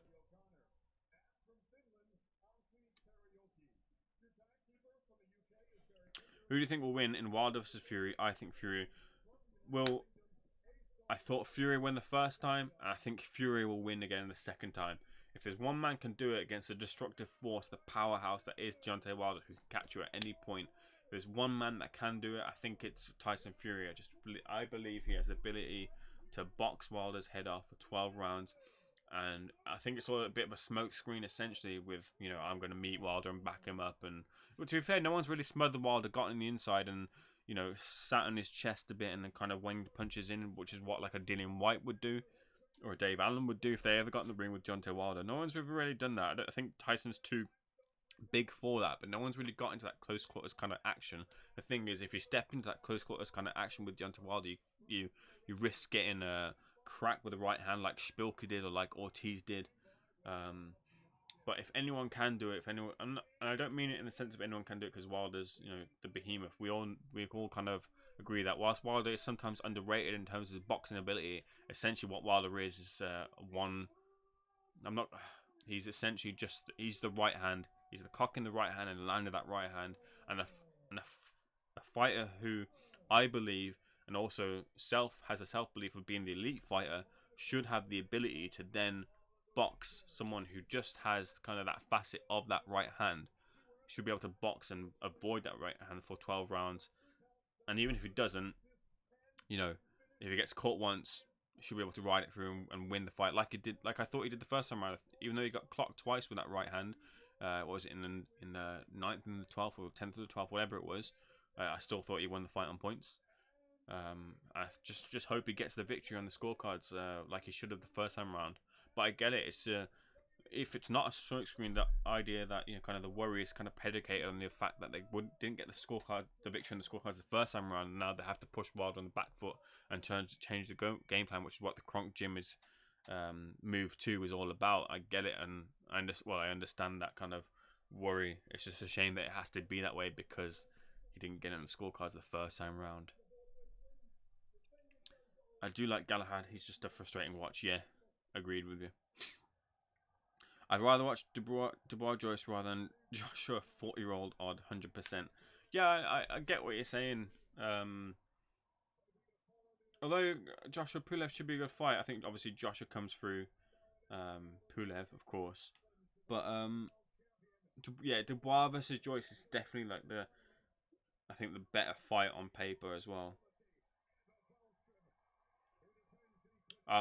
Coming back to Broner versus Haney in a moment, we'll gaming as we start the first round of Terry Harper versus Eva Wahlstrom.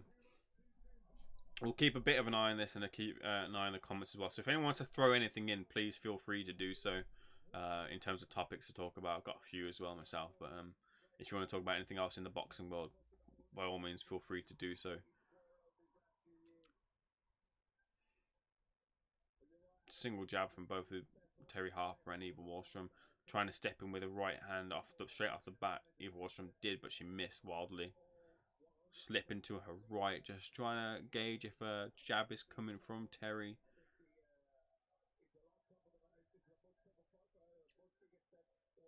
Blocks parries off a single jab from the body.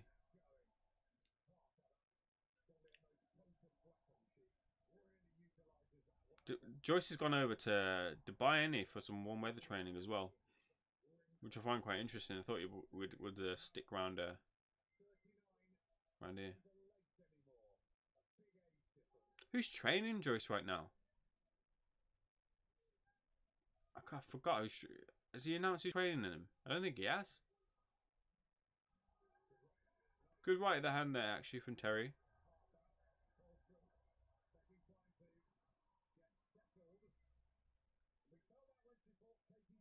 There's a lot of support in the house for Terry Harper right now. And if you are a detractor of women's boxing, I understand why you would be, because the fights just haven't been there yet, and the depth isn't there just yet as well. Everyone here is in tune and watching this, and she's sold a lot of tickets for this fight. And that's what it starts with. Once the support starts gathering, then that side of it starts taking off, which is only good for the sport. If you're interested in it, some people might just not be at all interested, which is fair enough. Horses for courses and that. I'm just going to grab a quick chocolate.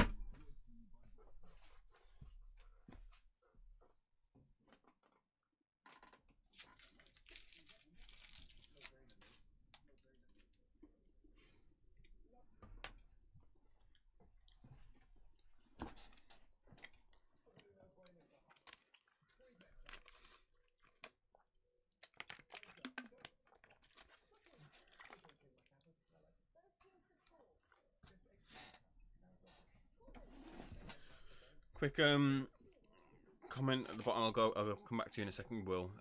Paul Burke, hi mate, who won the undercard fight? So, from what I saw, Dante Dixon won by knockout. Anthony Thomason stopped Burr in the 9th round. Martin J. Ward won as well. I think it might have been a stoppage. Then we just had Claudio Marrero, Kid Galahad. Kid Galahad won as well. I think referee called a halt to the referee, stopped it on the corner. I don't know if the corner gave the indication, but essentially it was waved off. So that's the rundown of the undercard of what I've seen. We've got Eva Wahlstrom versus Terry Harper in here now, which is the final. Well, it's the chief support to Kell Brook versus Mark De Luca.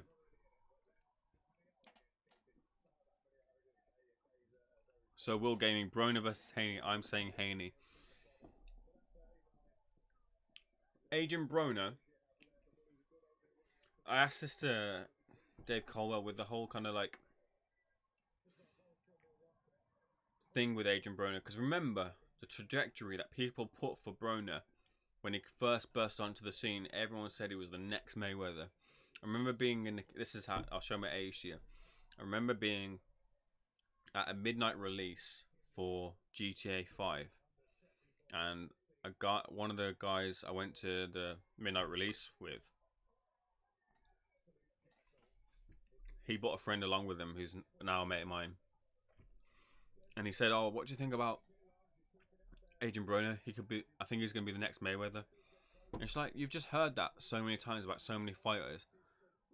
Harper just got caught with a right hand over the top from Eva Wahlstrom as she exchanged.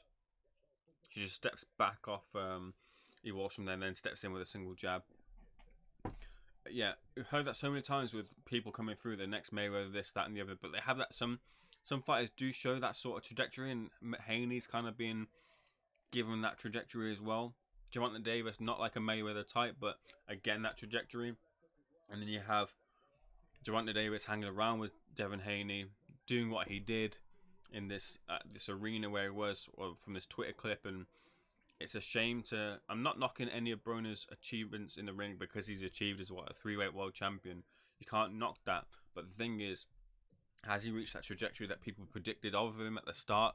No. Could Gervonta Davis? Potentially. He could, but with the antics and hanging around with people like Broner, and that he's pulling outside the ring, that might derail a talent like that. And Devin Haney, going back to Haney versus Broner, it's kind of that kind of little flip of that. It's almost like a young Adrian Broner trajectory-wise against the now Adrian Broner, kind of because of the experiences that he's had and how his career is molded, in a sense. But Haney seems to have a good head on his shoulders. He's hanging around with Floyd now. I saw some clip. Don't know if it was before, but anyway. Seems to have a good head on his shoulders. I think it'll be managed well.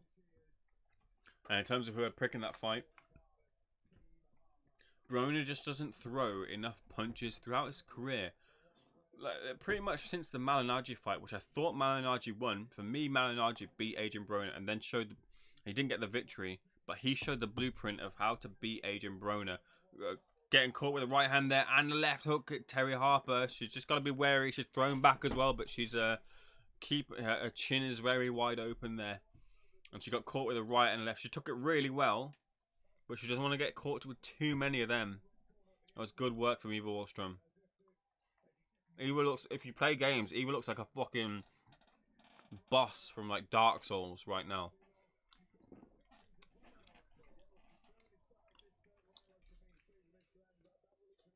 Anyway.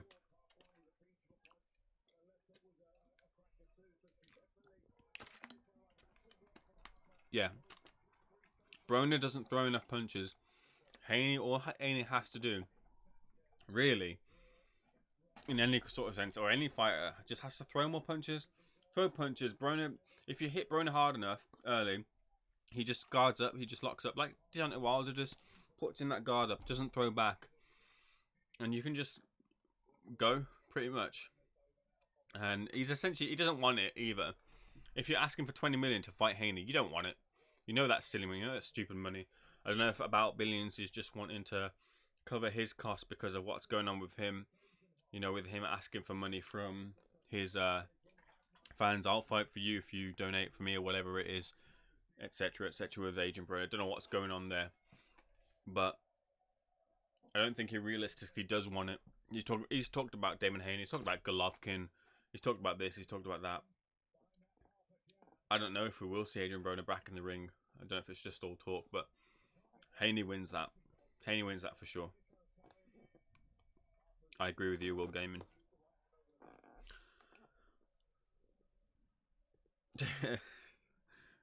Broner's a tool, yep. I go around the back of a blocker. She's very good looking actually, is Eva Wahlstrom. Who's that that's coming to... Is that Wiley? I can't tell who that is.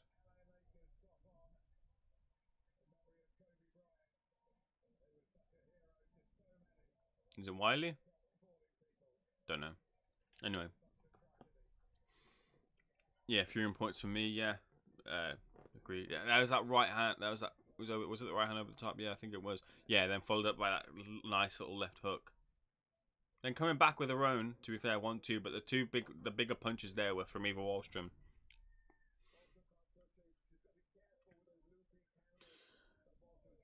I agree word for word, letter for letter on your Fury Wilder analysis. Yeah, it's just I could go a lot longer with the Fury Wilder stuff. It's just I really like Fury. I think he's the best of the bunch in my opinion. It's just such a shame that he didn't get that, didn't get what he deserved on the cards from my point of view. Prime Foreman versus Prime Lewis.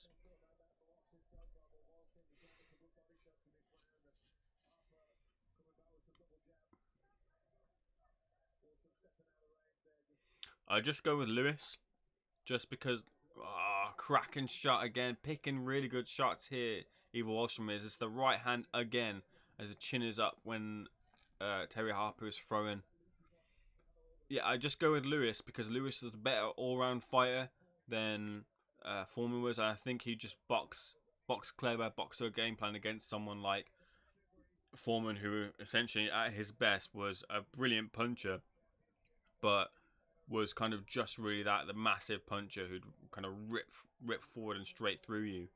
I think Lewis would have the tools to be able to counter and combat that and essentially stop a prime Foreman, if we're talking about a prime Lewis, for me.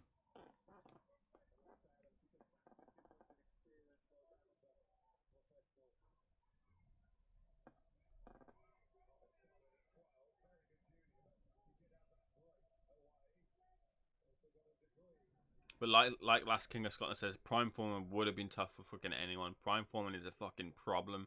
That's what that is. Because the way Foreman was just ripping through people, he's essentially the start of that fucking, that aura that fighters get. Because until that kind of Ali fight, he was the, like, I'm not massive on my history. I've seen it, obviously I've seen the Ali fights and such, but from what I gleaned from the stuff that I've seen, he was the favorite coming in. Everyone thought Ali was going to get knocked out, and it was just crazy the game plan that Ali had come up with, that he'd let someone who was ripping through his opponents in the fashion that Foreman was just hit him and tire him out, and it worked out for him, and eventually it stopped him. Absolutely crazy. My dad was talking about, I remember he was talking about listening to it on the radio, watching it on the radio back in the day, and stuff like that. Just how many people were in tune for that. But yeah, like I said, going back to your question, for me, Prime Lewis would beat a Prime Foreman.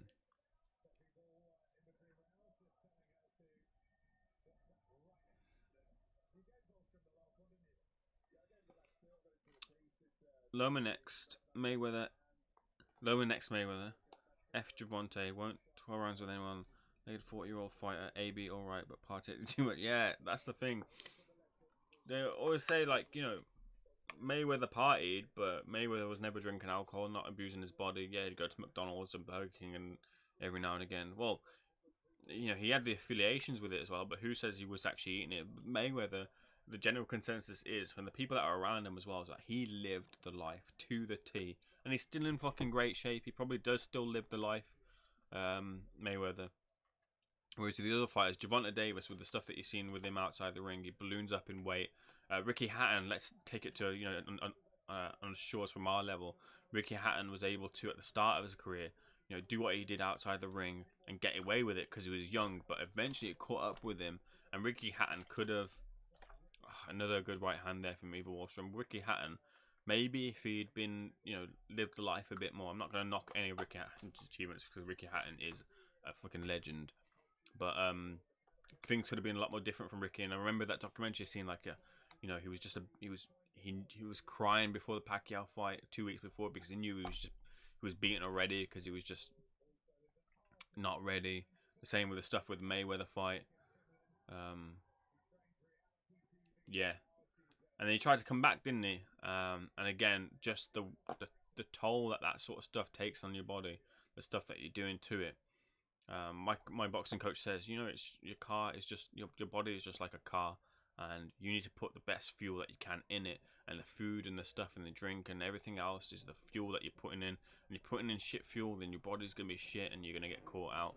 And that's what happens with these prospects and things, and it will catch up to them. Right now, it's not quite caught up with Gervonta just yet because he's young, but it might mean that these days where he can make the weight that he's at right now, he won't be able to because he had to weigh in at, twice in the last time round. And was it? I can't remember if I remember correctly. I've got so much. I've been revising recently, so I've got so much information in my bloody head. But didn't he have to drop a title because he didn't make weight? Was that right? Am I just chatting shit? I can't remember.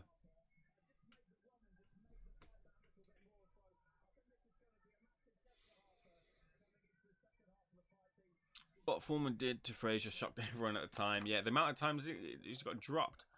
Frazier did, ragged him all over the place. Exactly. Trying to game message retracted.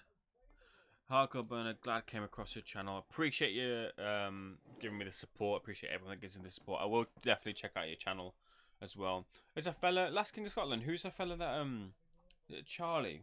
I hope Charlie comes back because he's been fighting, hasn't he? I want to check out his fights. If he comes back to the channel, he can link us to some of his fights. We had some guy, I think, in here. I think his name's by the name of Charlie, who was doing some amateur fights, I think. But yeah, I'm glad you come across channel Hardcore Bernard. I'd heard of you from Porky's videos, but the thing is, right now I've not been kind of searching a lot of boxing content because I've been revising, so hadn't been able to look around at a lot of other channels myself. But yeah, good to see you in here, Hardcore Bernard.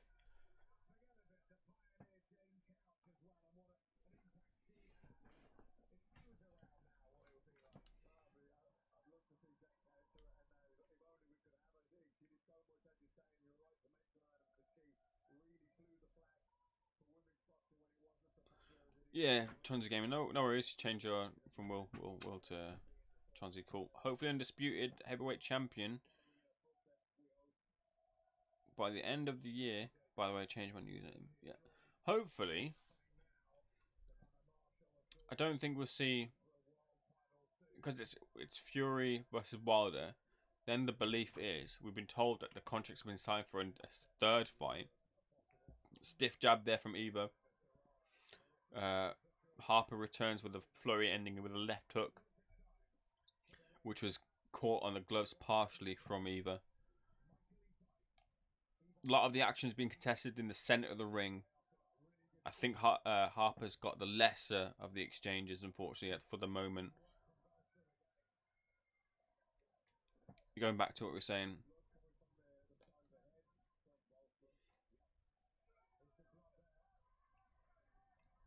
Yeah, so if you've got the Fury Wilder fight, then you've got the rematch, because essentially you got the draw, then you'll have a winner, hopefully, unless it's a majority decision this time around, which would just be fucking shit. But essentially you'd have the winner, and then the loser would try to avenge that, and that would be that trilogy in a sense.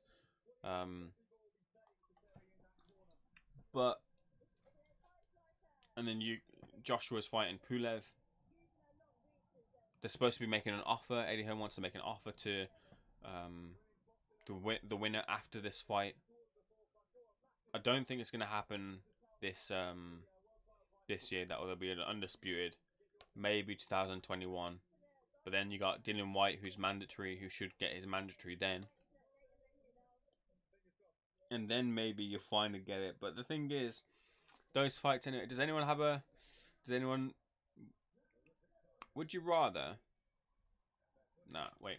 So the thing is, what I'm trying to say here is essentially those fights are going to happen in Saudi Arabia, aren't they?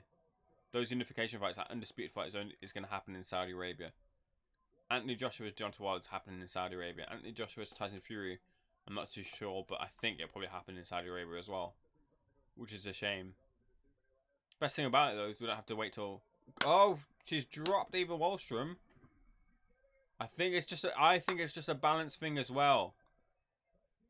But it's been called a knockdown. I think she might have just got pushed a bit. But even if you lose if it's just a balance thing, even if you lose your balance after a couple of punches, it's still a knockdown. And Eva just caught her again with a couple of hooks. Just hotting up a little bit here.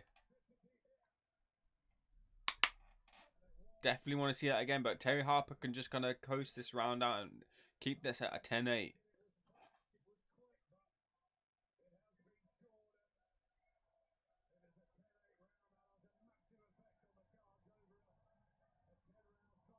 I have to watch that back. Anyway, let's see what you guys are saying. Yeah, I wanted to watch the young fella Charlie. Good luck to him. Definitely. Hopefully he comes back soon. Harker Bernard. Why I said F yard is because Kovalev drinks, so look size of yard, work body, etc. Plus look age of Kovalev. Much respect to Canelo going up and beating him, and Canelo fighting Murata rather than Billy. Canelo fighting Murata is fucking shit. Why does... I don't want to see Canelo versus Murata. I want to see Canelo versus Billy. I want to see Canelo versus Smith over Canelo versus Murata. I don't know what's going on. I don't know who Canelo's fighting. It's just one of those things. Canelo will just fight whoever Canelo wants to fight, and Canelo just caught the caught Kovalev. He just catches people at the right time, gets people at the right weights, puts the right kind of, what's the word I'm looking for? Conditions on them for everything to be in Canelo's favor.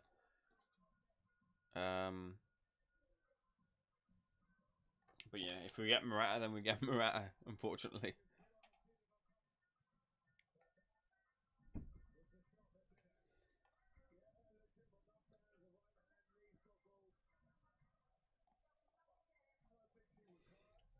Yeah, I've just missed it. What happened there?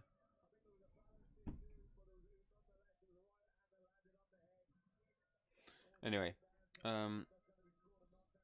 I'm going over Porky Summer in November. We can meet up a few beers. Anyone reading my comments, subscribe to my Porky and this gentleman. Yeah,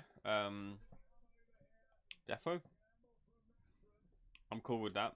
Not a problem at all.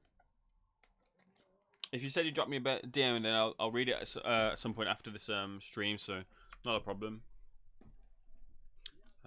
Just depends what I'm doing this summer. I've got Prague. I'm going to Prague for a stag.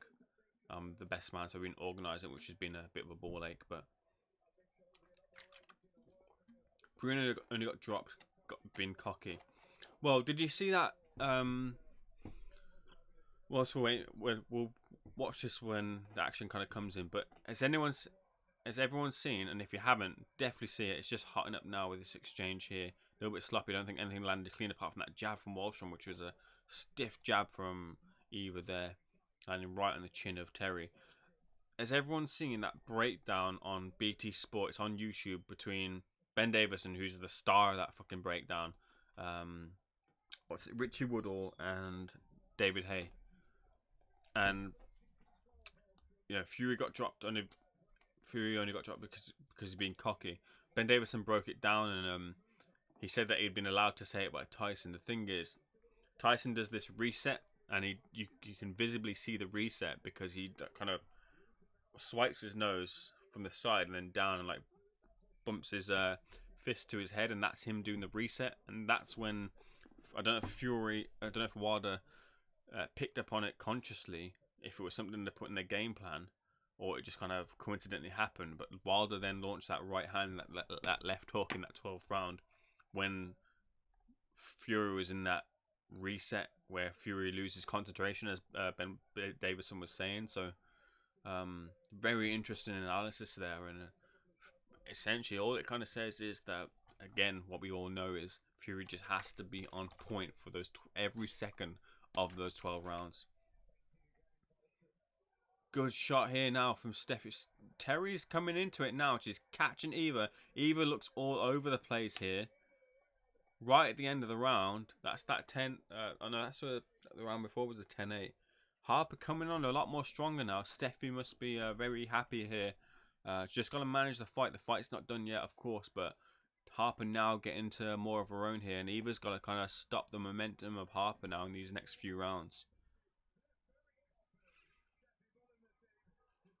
I want to see Oscar Rivas back. I do too. I've not heard anything about Oscar since obviously what happened with Dylan White, so we'll have to wait and see what happens with Oscar. Billy undefeated, Murata 2 losses. Yeah, and it's just it's just perfect picking matchmaking for Canelo to. I mean, it'd be great for Canelo in the sense that Japan is a massive market for him to to promote himself to, and they'll love him over there for sure. Those that watch the sport, I don't think it's that massively followed the sport in Japan, but it will have its followers, and I think the celebrity that is Canelo will reach over to Japan, regardless. But yeah, you want it to be Billy Joe Saunders. You want Canelo to come over here, don't you? Canelo's not been over here yet. You've had Lomachenko over here, haven't you? You've had Triple G come over here. Canelo over in England would be fucking fantastic, wouldn't it? But he's not yet come over here. Good left hook there on the inside, and then Terry Harper steps out of range. She's working her own range here, stepping out of the way, then stepping in with the combination, then stepping out. She's very safe at this sort of distance, and then she chooses to engage. It's not often that Eva Wahlstrom gets to dictate when those exchanges happen. It's when Terry Harper, at least this is what from my eyes seen from what I've been watching of this fight, it's when Terry Harper looks to step in, is then when the exchanges happen. It's on her terms.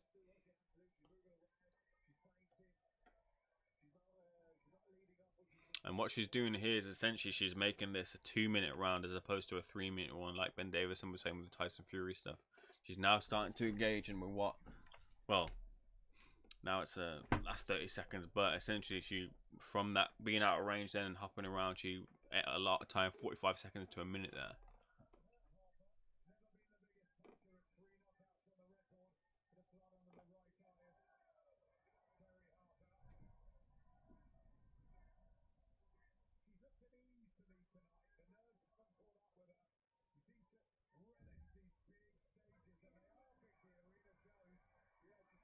Good single jab there at the end of the combination. A couple of the first two punches missed, but the third punch in the end of the combination was a jab which landed on Eva Wahlstrom. Again, the momentum going with Terry here. She's starting to seize her opportunity.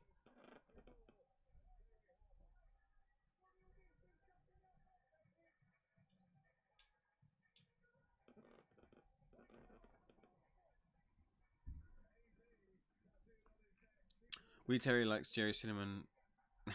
Jerry Cinnamon big canal, yeah. She's gonna even put a belt on the shorts, eh? Mayweather came here too. Yeah, and Mayweather's doing tours, isn't he, as well? He's got that Gold Star Promotions tour that I always see on there. That's now the new IFL intro, isn't it? So Mayweather's coming over here in the UK soon, as is Andre Ward. I missed Mickey Ward. Mickey Ward came over to Birmingham. I wanted to go see that, but I completely forgotten by the time it happened. By the time I realised it had happened, it had gone, so I wasn't able to get there. Unfortunately, that would have been great to listen to Mickey Ward. I was at the gym. Whenever I go on my runs, I put any of the Gatti Ward trilogy fights on, like, in front of me, and I just start running. Put my headphones in, listen to the commentary, watch the action, and I just run.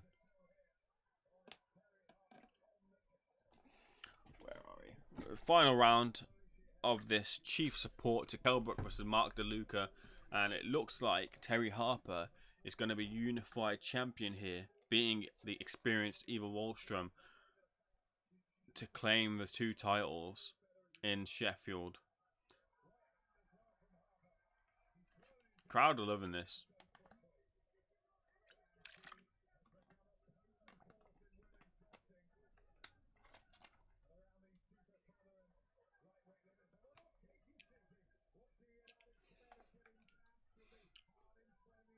What about Wee Umar? Oh, I'm gonna duck this one, Last King, and I'm gonna say no comment, just because I don't really, to be fair, I don't really have anything to offer with Umar anyway. You know what I mean? Like offer more on the point.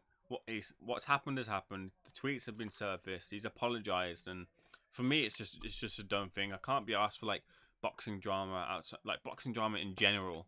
Like, I couldn't be asked in the first, like, remember when the offers come out between Wilder and Joshua, like, 50-50, we want this, there's 50 million in escrow, blah, blah, blah, show us the money. I can't be asked with that, and I also can't be asked with stuff, like, outside the sense in that sort of stuff with Umar. Like, I just don't care, you know what I mean? It's, just stick to the boxing. I don't mean that like against you. I just mean like, you know,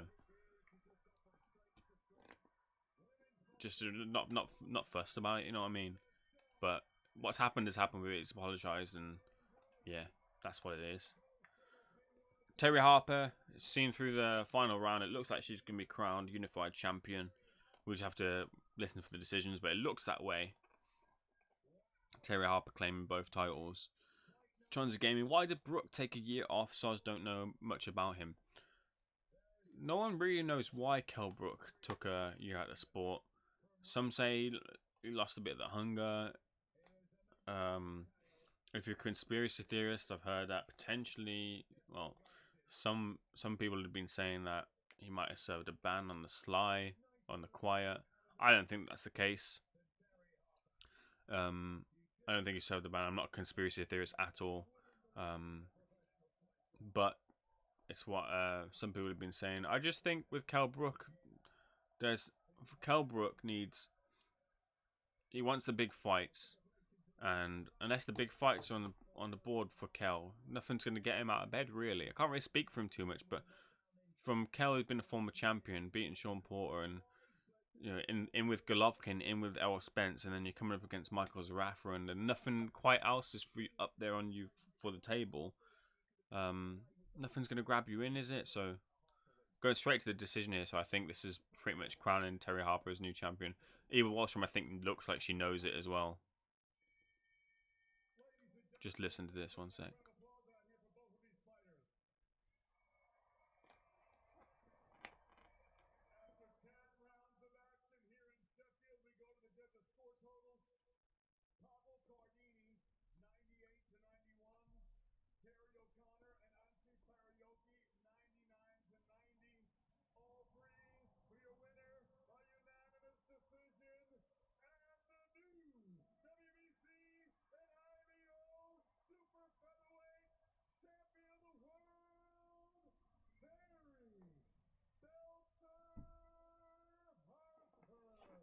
Terry Harper gets the win. And everyone in the arena applauds it. Everyone's made up for it. I'm made up for it. Well done to Terry Harper, new unified world champion. Congratulations to Terry Harper. Whether or not you're into women's boxing or not, you don't have to be. That's some achievement. And I'm glad that this achievement is getting the platform that it is getting right now. Chief support to Kell Brook on free TV. Well, apart from the Sky Sports subscription, it's free TV essentially, if you know what I mean. So, and it'll be on YouTube on it afterwards, and like tomorrow or the day after. So well done to Terry Harper. Umar was 16. We were all saying do immature things at that age. Exactly.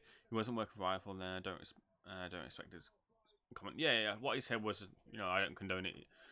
You know, it's not something you should be saying, but like you just said, you've summed it up there perfectly. Khan versus Brook. I think Khan versus Brook, man. First of all, Khan versus Brook. I don't really care for it anymore. You know what I mean? It's X amount of years too late. Khan doesn't need it. Does Brook really need it? No. Either. It's just one of those things, because he's been wanting it for so long, it's kind of like followed him. In terms of the fight, if it were to happen now, I want to wait until I see what Brook's like after this fight, and that'll give me more of an indication of what Brook is about now. Right now, I agree with you. I'd probably just say Khan. See, listen to the roar from the crowd here. That's fantastic. From 92, hi. For Eva Wahlstrom, who won? Eva Wahlstrom lost. Are you serious? From 92, welcome to the channel. Smash the like and subscribe. You're new here. It's great to see you here. Eva Wahlstrom lost. I assume that you were supporting Eva Wahlstrom. Yeah, she's lost quite wide on the scorecards, actually, I think it was. To Terry Harper, who's the new WBC and was it IBF Unified World Champion. Eva Wahlstrom was looking good at the start of the fight, but Terry Harper just came into it. Terry Harper just came into it a lot more into the fight towards the mid and later rounds.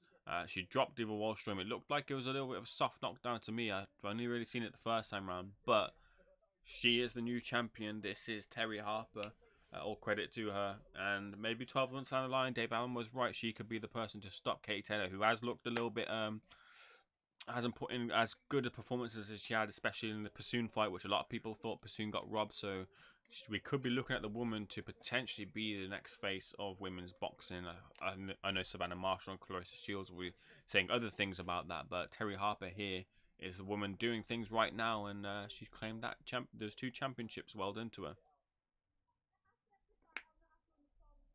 From 92, Eva lost. Fuck, I lose €10. Unfortunate for you, mate. But it was a good fight, that was. Yeah, Harper did deserve the win.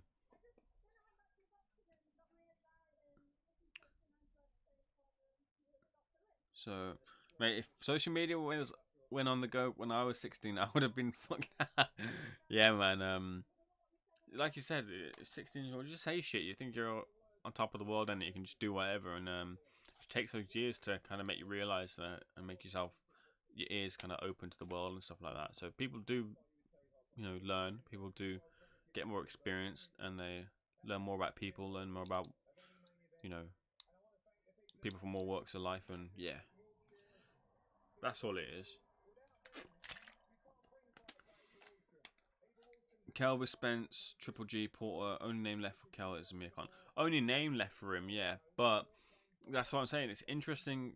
It'll be interesting to find out who he calls out or who he says he wants after this fight with DeLuca. Pending, of course, him getting the victory. He's got to win first, hasn't he? But if he does, Terence Crawford, Errol Spence, Danny Garcia, Sean Porter rematch. They've announced Josh Kelly, David Nassine. Okay, good fight. That's make or break for like that's good on Eddie Hearn there. Eddie Hearn gets a lot of stick, but with Josh Kelly, either he's a brilliant fighter or he flatters to deceive. And David Avanesyan is on a string of fucking knockouts. He went to Leharaga's backyard and knocked him out, didn't he? And he's now on that kind of knockout streak here, and he could do the same thing to Josh Kelly. If Josh Kelly's got a bit about him, we'll find out because if he does, he'll come through Avanesyan, and that'll be a defining victory for him up to this point. But if he doesn't, then we'll find out, and he'll potentially end up getting chinned.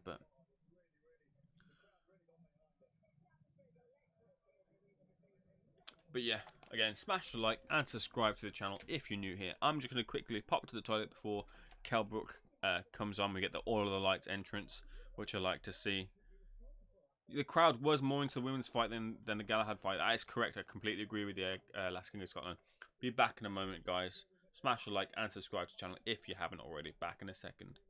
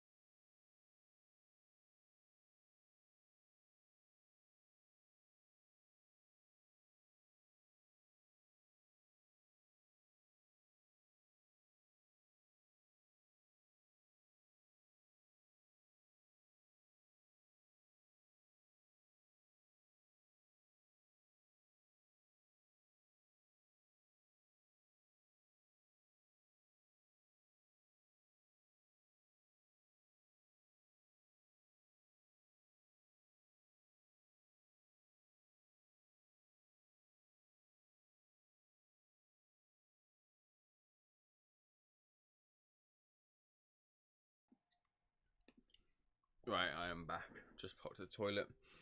Getting ready for this Kell Brook versus Mark De Luca fight. We just have the promo here.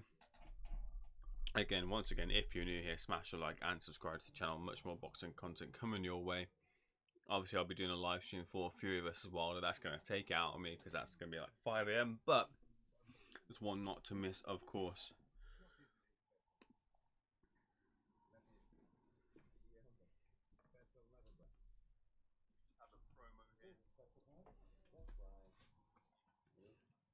Must have reckoned the line after the kid fight. Maybe they did, you know. I bet it's a cracking atmosphere over in Sheffield right now. Ben's over there for Boxing News TV, getting the interviews there, so I'm sure he's having a lot of fun. It looks like a great atmosphere, and people obviously turn out for Kell, don't they? Sheffield's own Kell Brook. I got to be at the Sheffield ground, Bramble Lane, for the press conference, and the press conference wasn't open to the public, but the weigh-in wasn't it? And it was packed out, wasn't it, for Kell, which was good. Good to show that even after a 14-month layoff, he's still got that support. Right then, what else is going on in the sport of boxing? Let's see what I've got on my notes.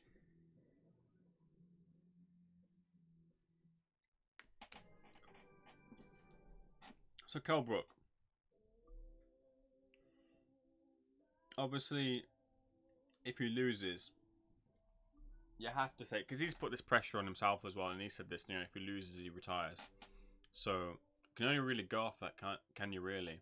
If Kell Brook loses, I think the majority of the boxing public, the analysts, the experts, will probably be calling it in for him to retire. I think Dominic Ingle said pretty much as much. You know, got to think about packing it in if you're losing to a Mark De Luca. Not that we know too much about him, but those inside the sphere, you know, are coming out with that, which is what you have to go off of. Now, it's interesting that Khan still gets picked up and followed around Kell, even though Kell said, you know, the Khan fight's dead to me. But people still ask him about Khan. Dominic Ingle says, you know, don't chase the Khan fight. Macklin says, I don't want to see him chase the Khan fight. Everyone says, don't chase the Khan fight. Look, I think the Khan fight's gone. Don't think the Khan fight's ever going to happen. But I want to see Kell, if he comes through this against a Thurman. Maybe not next. Maybe next against another fringe kind of world level person. Not right now against like a Keith Thurman in the next fight, but later on against a Garcia, as in a Danny Garcia, against a Sean Porter, another rematch down the line. As those big fights, Terence Crawford, Errol Spence, yeah. Errol Spence one makes a lot of sense because it's the rematch. And, as well, if Kell Brook is not the fighter that he once was, and Errol Spence is coming off this car crash and we don't know where he is, maybe that's a good fight for both of them to meet at. And it will tell us where both fighters are, kind of. So that kind of rematch does make sense, in a sense, as well. But that's what I'd like to see from Kell, because if people are thinking that Kell at his best is an elite level fighter, well, we just need to know if Kell's at his best or not. If this is, you know, a Kell that slipped a bit now but can still do things, can still kind of compete. We don't know that. We have to find that out, and that's what this fight is going to tell us. Really, we're getting a promo here for John O'Carroll vs Scott Quigg, which I think is a really good fight. Actually, it's a shame that it didn't happen on. It's a shame it didn't happen in Saudi Arabia, because it would have been a great support to Joshua versus Ruiz too. John O'Carroll is a very entertaining fighter, throws a load of punches, tries to overwhelm you. He's not the most powerful, but he throws loads.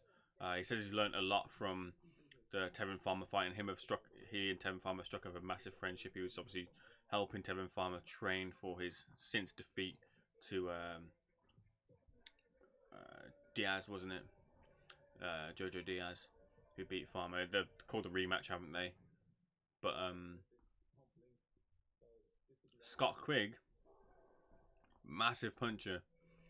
Scott Quigg has always got that ability to knock someone out, and we'll see if John O'Carroll believes he's world level, then Scott Quigg is that type of opponent for John O'Carroll to test himself against. If he has that belief, then he has to come through has to come through Scott Quigg. But I think, for me, Scott Quigg at the moment has that edge over John O'Carroll for me at the moment. But I do really like John O'Carroll, actually.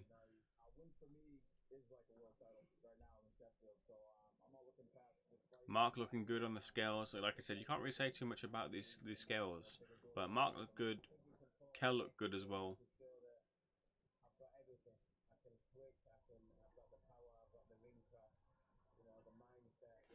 Just watching this promo quickly.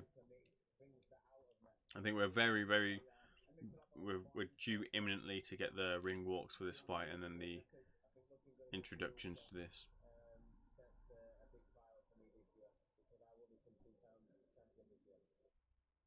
So there we go. So Kell Brook said he wants to become 2-time champion here at 154. So at 154, here we go. So obviously Kell's not going back down to 147. So maybe me talking about Errol Spencer's and Sean Porter's and Terence Crawford, maybe forget that. If it's 154, which Kell Brook is at, and he looks like he's going to be campaigning at, but to be fair, Ingle has said they can make that 147 still if it's for a big fight. So don't discount that just yet. But 154, you've got obviously Julian Williams has just lost. I think it looks like he's going to be taking the rematch against Jason Rosario. Jared Hurd, obviously not. I don't think he's a champion at the moment, but he'd just come back. Got the Charlos. Kell Brook should have taken that Jared Hurd fight when he was he was mandatory for it, wasn't it? And he didn't take it. He went a different direction. He should have taken that fight because Jared Hurd was one of those people that, again, wait, I just want to find out what DeLuca's come out to. Shipping up to Boston. I knew he'd come up to shipping up to Boston. Yes, caught that right.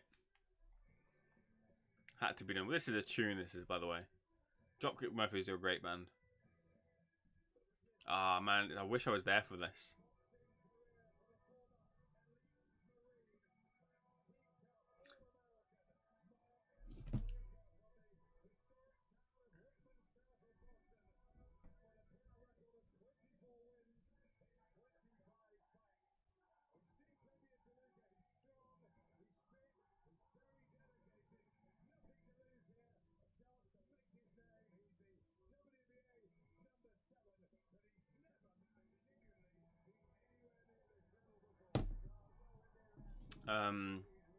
Yeah, so those sort of fights are out there for Kell Brook. Maybe a Jarrett Hurd next, and then after Rosario's done with Julian Williams, the winner of that fight, take on them. We'll find out. We can only just find out from Kell, but we'll find out soon enough. Shipping up to Boston is playing, and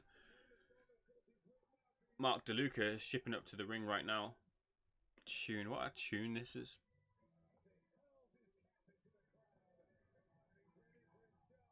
Quigg beats Carroll. Yeah, he should do. Michael, I'm looking worn out, man. Michael Buffer, man. I've seen him. I haven't interviewed him just yet. I do want to interview him. But, yeah, Michael Buffer is, they wheel him out, don't they? They wheel him out. Me and Michael have the same birthday. Not the same year.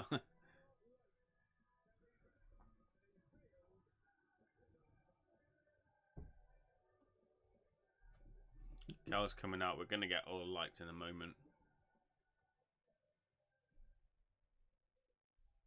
I like that when a boxer picks Crawford is desperate for opponents. You are right. Like Kavalauskas, man, and that was a knockdown. That was a knockdown for sure. But Kavalauskas, really, come on. You can't. It just needs a good fight. That's all I'm saying. All the lights are starting to play now.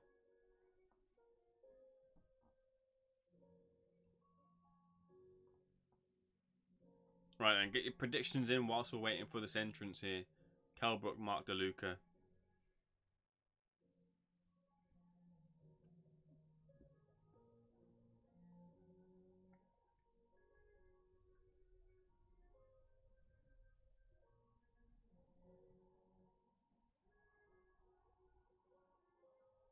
So I'm just kind of watching. I'm kind of enthralled by watching this.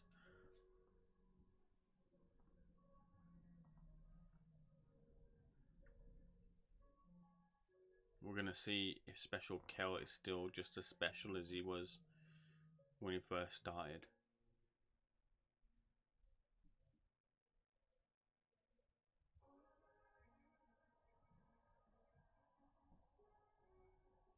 He's got a sick entrance, gotta be said. 50 on Brook points for you. I'm in this in between now, where I think it's on points or it's like round 4. I don't know why I'm thinking round 4. That's where I'm gonna go right now. I'm gonna go points or finishes in round 4, and by the time Kell gets into ring, I'll make my decision.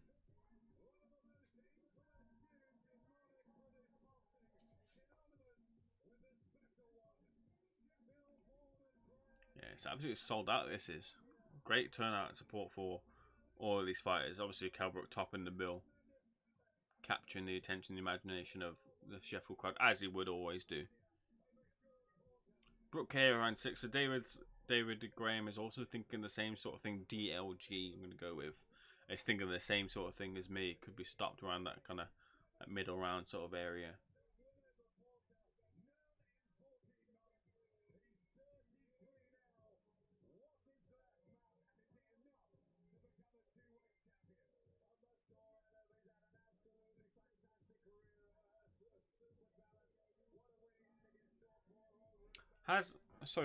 What do people think if Kell Brook were to retire tomorrow? Do you think Kell Brook would have underachieved? Obviously, been a world champion. Fight against Sean Porter, been against the best in the world in Golovkin and Errol Spence. Would he have underachieved though, if he were to retire tomorrow, for example? It's a tough question because obviously you can't take away that win against Sean Porter. Forget about obviously I said earlier about how much better Sean Porter's come since, but the performance he put against Sean Porter as well, just how good he was on that night was amazing. It was a really good performance from Kell on that night.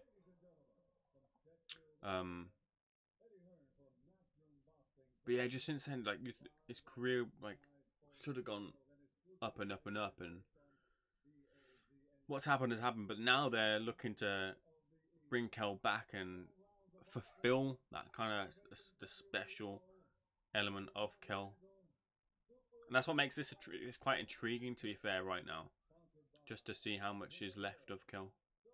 I don't know who that rapper is that's next to him.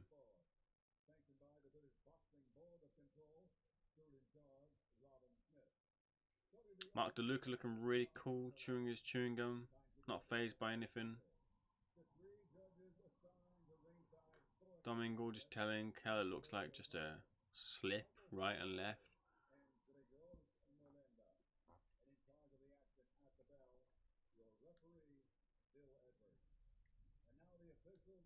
Come over with some hooks, I think he's saying here as well, from what I can see.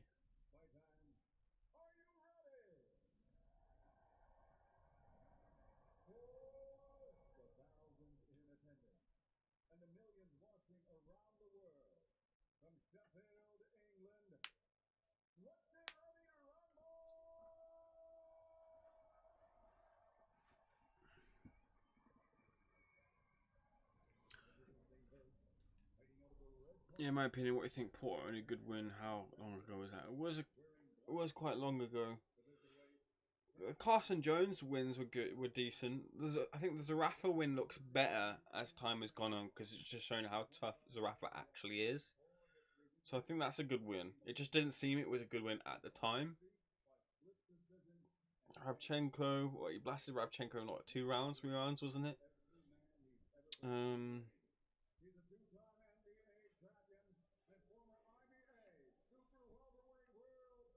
I'm not saying that with any confidence though, mate. Yeah, no, I know what you're saying.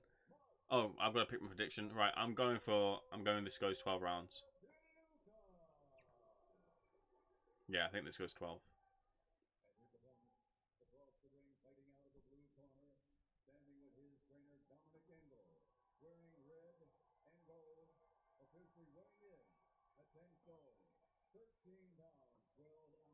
What is that, a WBO Intercontinental?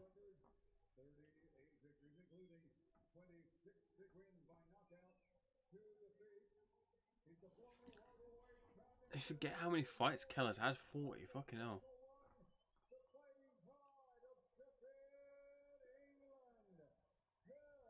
But surely a 60% Brook will have enough to get the job done.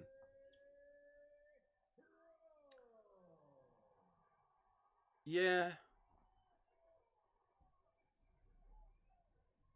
It's just that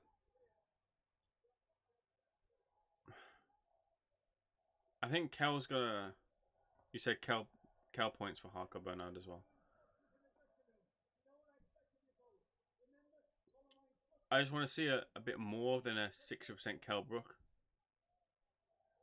That's what it is for me, I think. Right, we're about to get the bell for round 1, so let's get into it.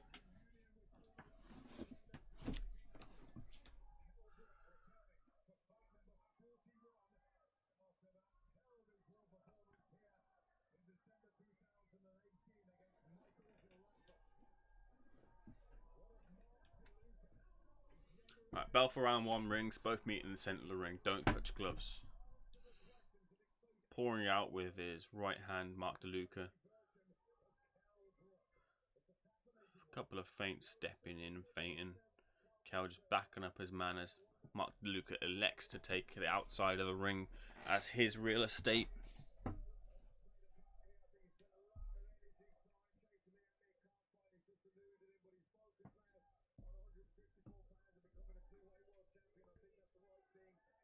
Work inside, it's Mark De Luca getting a couple of shots to the body.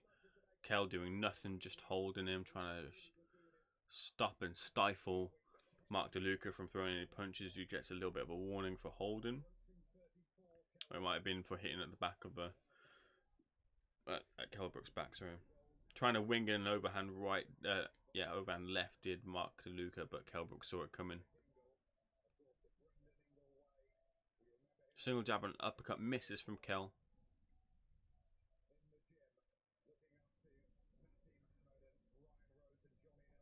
Single jab to the body from Mark De Luca. Mark looking quite composed here. Kell not got any of it up just yet. Just backing up his man with his single jabs. Kell is just trying to get him onto the ropes and then looking to put off his offense. He did there, but nothing really got him clean. Now in the clinch here, Kell puts in a little bit of work, pushes his man off and launches in a left hand, I think it was.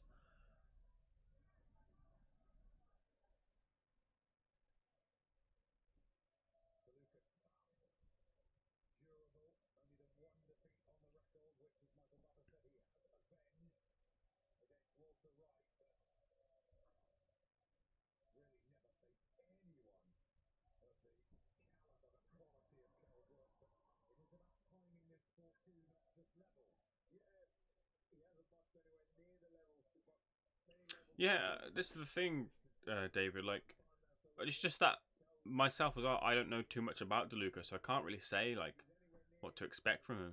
But it looks all right here. Eats a right hand there, did De Luca, and the jab comes through as De Luca then employs a high guard to cover up. He looks all right in there though, in that little exchange. Nothing rocked him.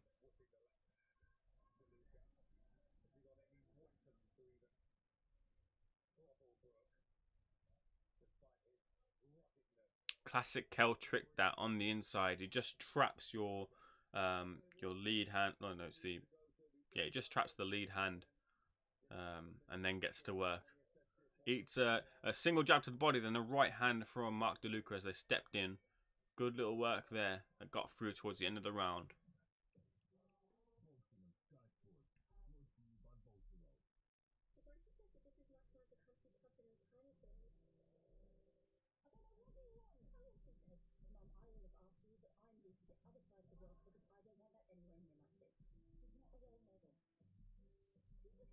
Kell Brook just warming up, I think, at the moment here. It didn't look to engage too much. Like I said, it always happens essentially, unless it's your Hagler Hearns and shit like that. Classically, the warm-up rounds, not a lot of action. Never really know too much of it unless there's a crazy stoppage or anything.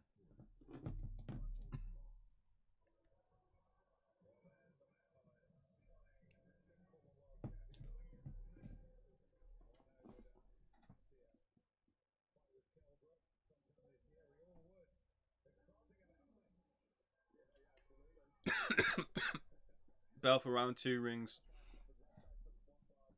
DeLuca just pouring with the jab, but he's out of range.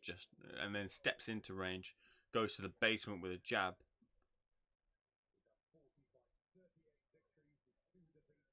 Kell then stepping in with a 1-2. Nothing lands clean. Single jab again to the body. Putting in some basement work here in the early rounds. Here's Mark De Luca. Another one to the body, going down to the basement. He might look to go down to the body, then wing one up over the top like he did in the early stages of the first round. That might be the way he goes, try to catch Kell out here. Just moving his feet, circling towards his left now, then stepping back to his right. Backed up on the ropes here. Kell's getting his work in here. 4-punch combination. I think one of the punches got through. I think it was a right hand, which ended with a right hook. The right hook didn't get through. It was blocked by Mark De Luca. Steps in with a jab there. The jab got through, knocking the head back at De Luca. De Luca then with a solid guard, and again that body shot there, the body work there from De Luca. Numerous times now in this round, just single shots to the body, but they've got through. They got through quite easily here from De Luca.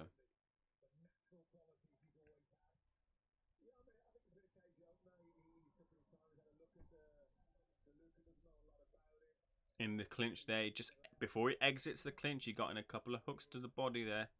Did Mark, the man from Boston.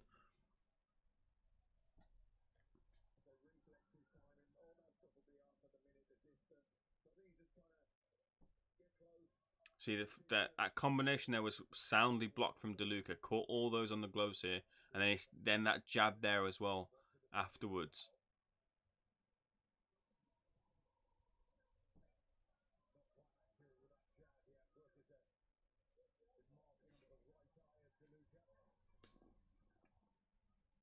The trade jabs. Center of the ring here. Clinching again.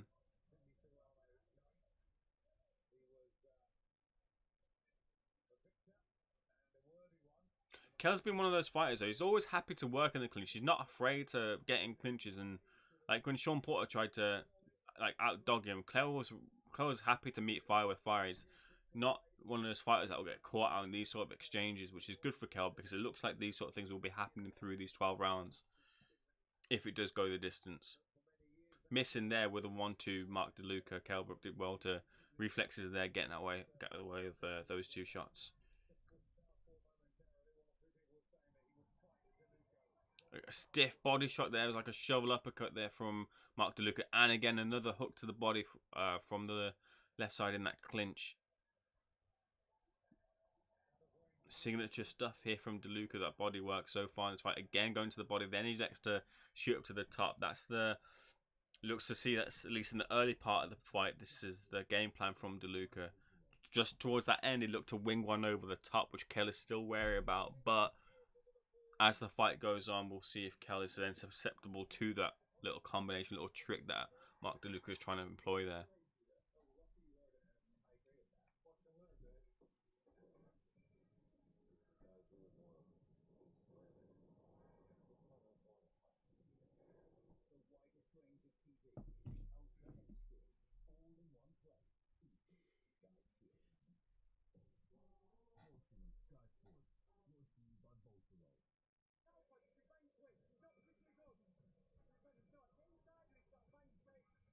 So Dominic Ingle saying to get inside of the shots. He's not particularly good at that range. There's some good work there, definitely, from Kell. But the real eye-catching stuff at the moment is that body work from Mark.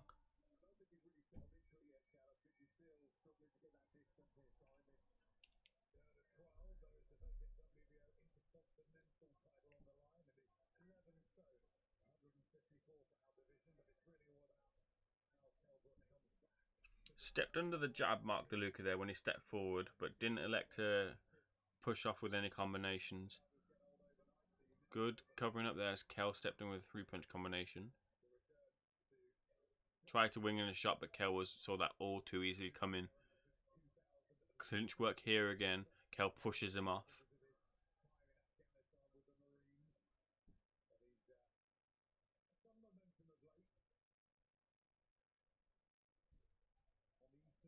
I think Kell might be trying to counter him. Just get that timing on Mark De Luca.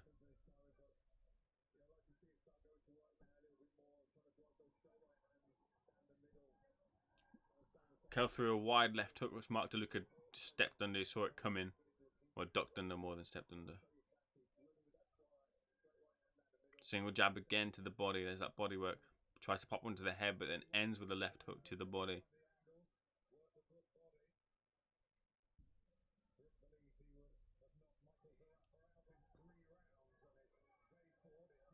That's good work from Kell there. And again there, the lead hand there. In return is a body shot from Mark De Luca. Another one to the body. There's a peach of a shot from Kell, right hand. Now he's broke. Well, the blood's coming from the nose of Mark De Luca now. Might have broke the nose.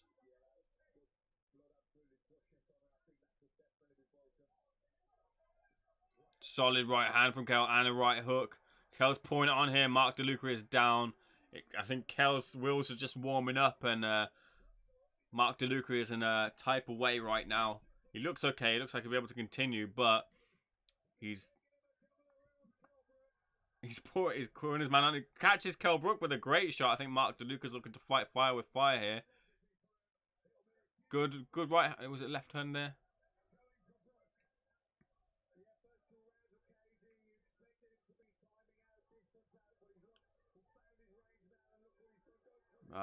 Mark De Luca looks like he's about to go any moment. He's just trying to catch Kell with a shot. Kell, I'm sure, will be careful of this. Kell does look pretty good right now.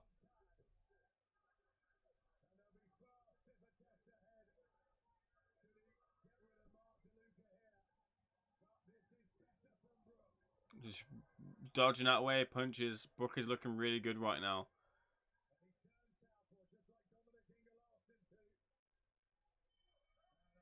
Sees it through the third. This is the fourth, where I thought Kell would knock him out. Obviously, I went for points in the end, but I just thought something about the fourth, and Kell could see him out here. Mark De Luca looked like he was on the edge of if Kell put a bit more on him, but I think just that after De Luca got up, Kell he got caught with a shot, a really good shot. That was a peach of a right hook though from Mark De Luca, from Kell Brook, sorry.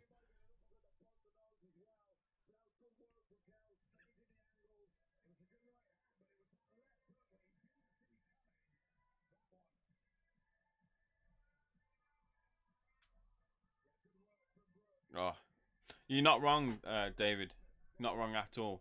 Great work. He's just he is a technically sound fighter, and already last time out when he had the fight with Zerafa, he's looking a lot better than he did the first time around. And I think this sort of Kell Brook against that sort of Zerafa would have done a lot better than that Kell Brook from last time around.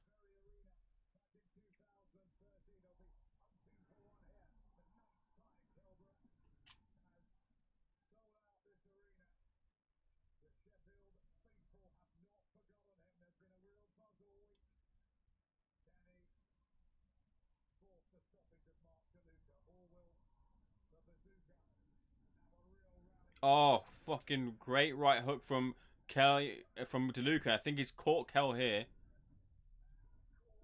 Kell with a good poker face, but that was a cracker of a right hand.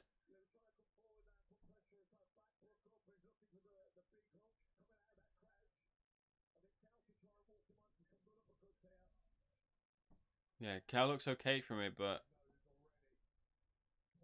doesn't want to be taking too much of them.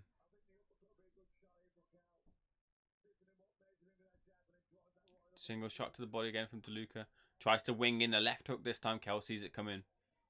Backing his man up to the ropes. Just pouring out the jab. Nothing too solid here. He knows not to expend his energy while his man's on the ropes here. Trying to catch and counter his Mark De Luca, I think, here. But Kell's not buying into the bait. Right hand there from Kell. trying to employ some sort of roll here. Mark De Luca shakes the head, but the hands have now dropped a bit here. He's open to a shot.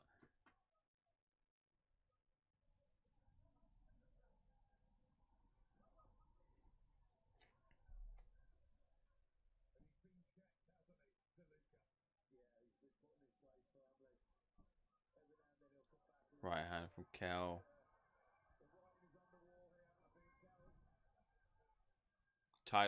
Did well to type his man here, Mark. 1 minute of the last round in round 4. He might just get through this round, David, so I still might have been wrong. He might end up getting to round 6 like you predicted.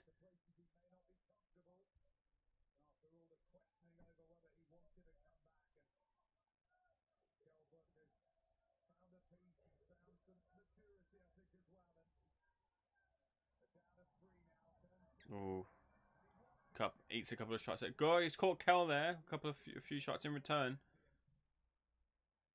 Couldn't quite see the angle, but it looked like one of the his head was rocked back by one of the shots at least.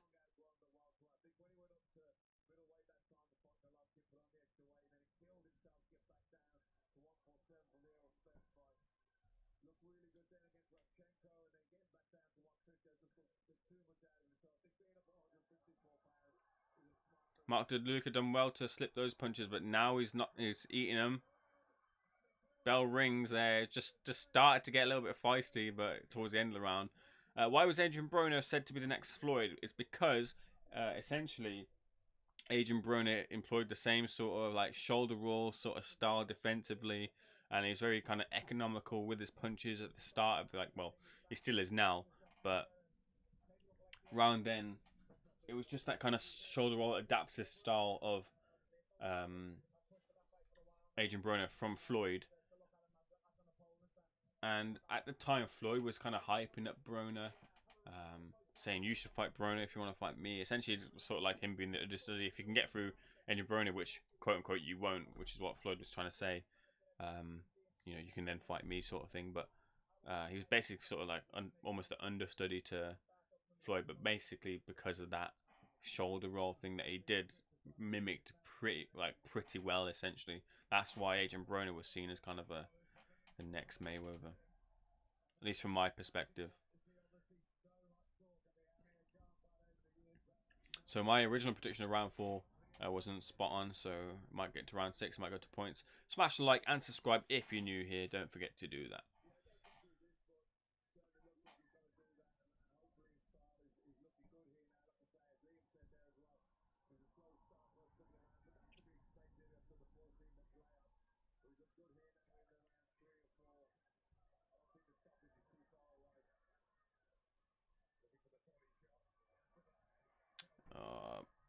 Mark De Luca looks like he's getting overwhelmed here. Swamped by Kell.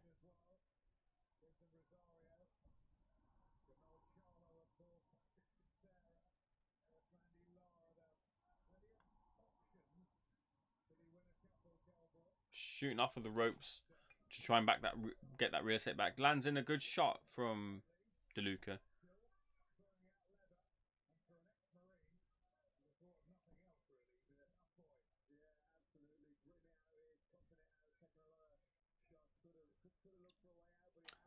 Bernard, no, I'm not. I'm not going to do Gary Russell Jr. versus Nyamba just because I've got a good sleeping pattern right now and I'm revising for an exam, so I don't want to mess that up. Otherwise, I might have. But no, I won't be doing the American card later, mate.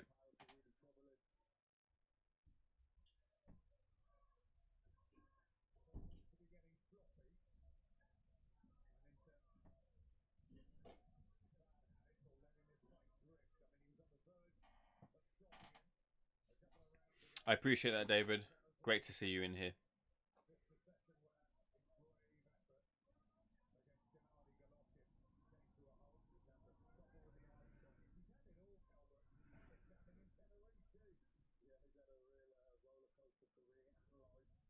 This might go to round 6, David. You know? Where are we at? Yeah, 48 seconds. Mark De Luca should see this through.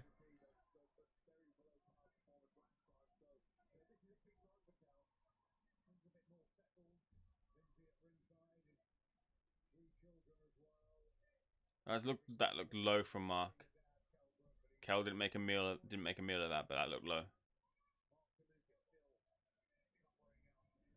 Oh, solid right hand again. That's that right hand that DeLuca caught Kell with earlier. Catches him again with it. Again, Kell looked like he took it well, but don't want to be taking too many of them.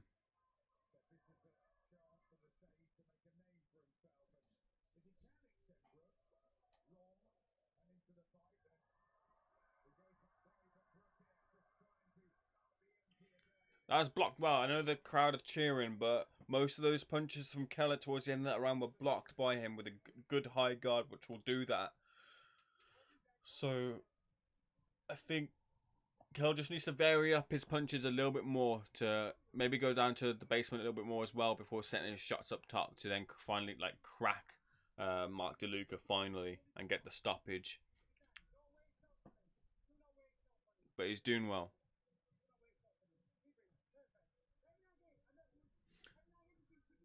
I thought something was swelling, but I couldn't quite see it. I'll keep an eye out for it in the next one, Last King. Next round, sorry. It's just above the right eye?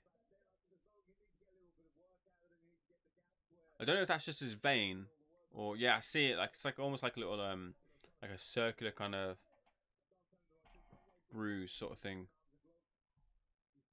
You don't want any hematomas coming out for sure.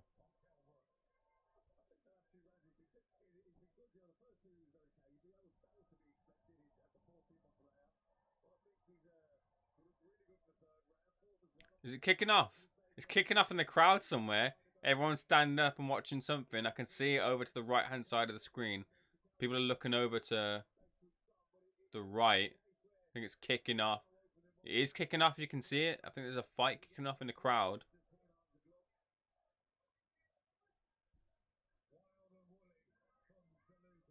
Yeah, can you see?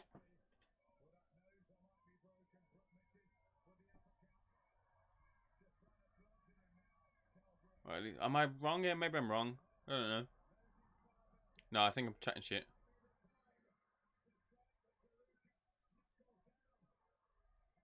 I might have been chatting shit. Yeah, Brook looks like he's back on the front foot now, and this could be the stoppage here. Round 6 we're in.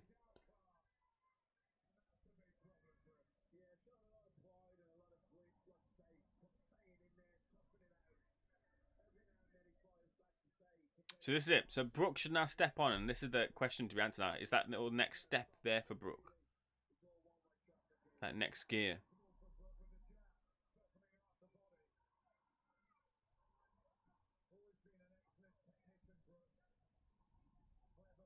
That looked low again from DeLuca. And then overhand left from DeLuca gets through.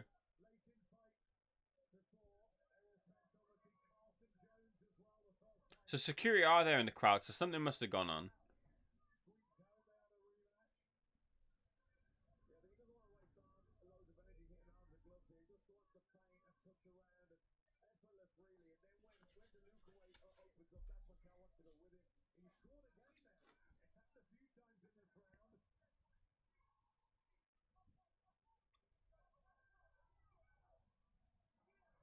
Oh, that's a left hook there. Set it up now with a couple more shots and you'll drop him.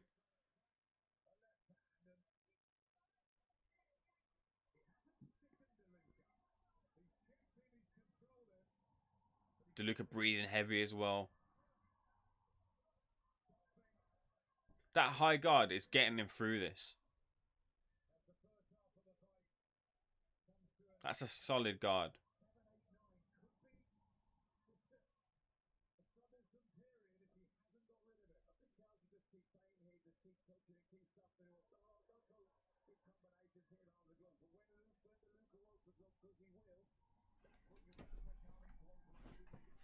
He's going to see through the 6th somehow.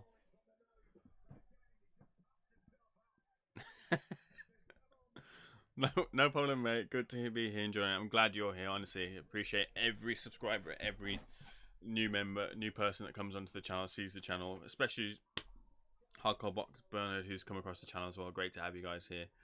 G in the building. Great to see you, G. Gee, I've been revising, so I haven't been able to send you a load of memes and shit like that.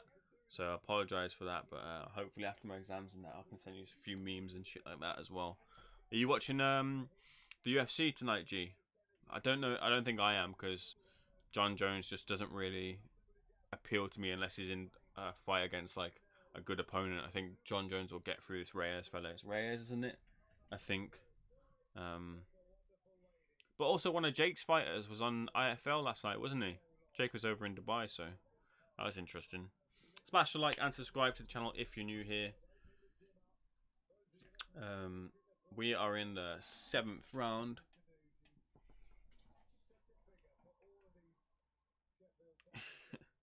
That's King of Scotland.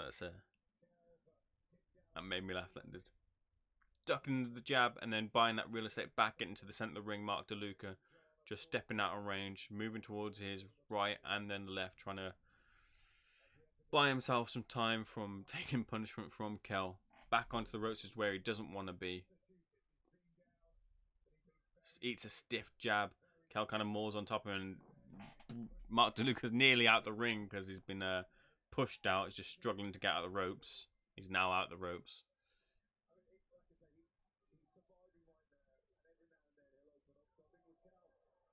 Solid right.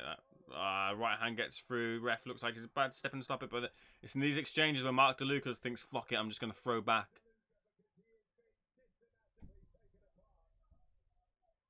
But just a couple of the punches get through, and then that's when Kell needs to step on it and not let his man get off the hook. Oh, fucking hell. What a shot that was from Kell. It looked like it was the left.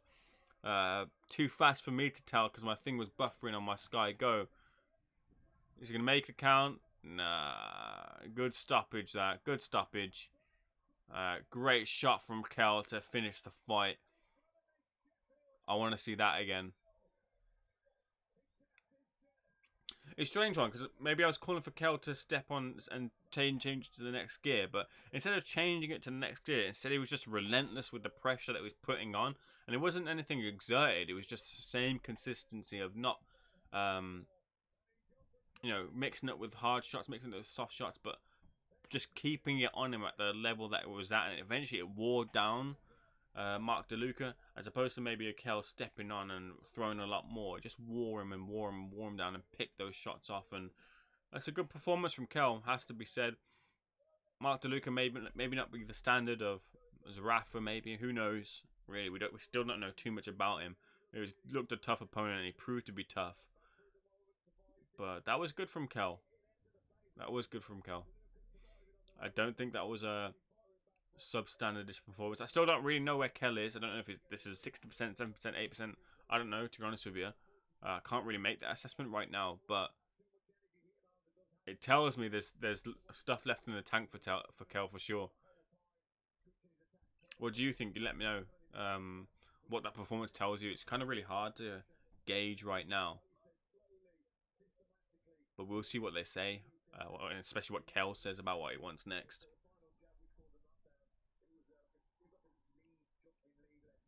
Was it a jab? I thought it was a left. It's a sort of...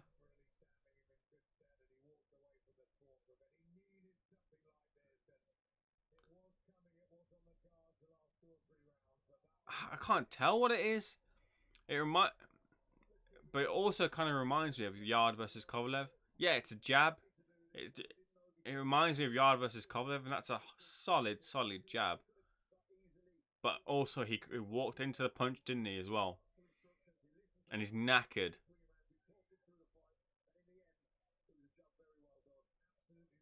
Yeah, that's very reminiscent of Yard Kovalev.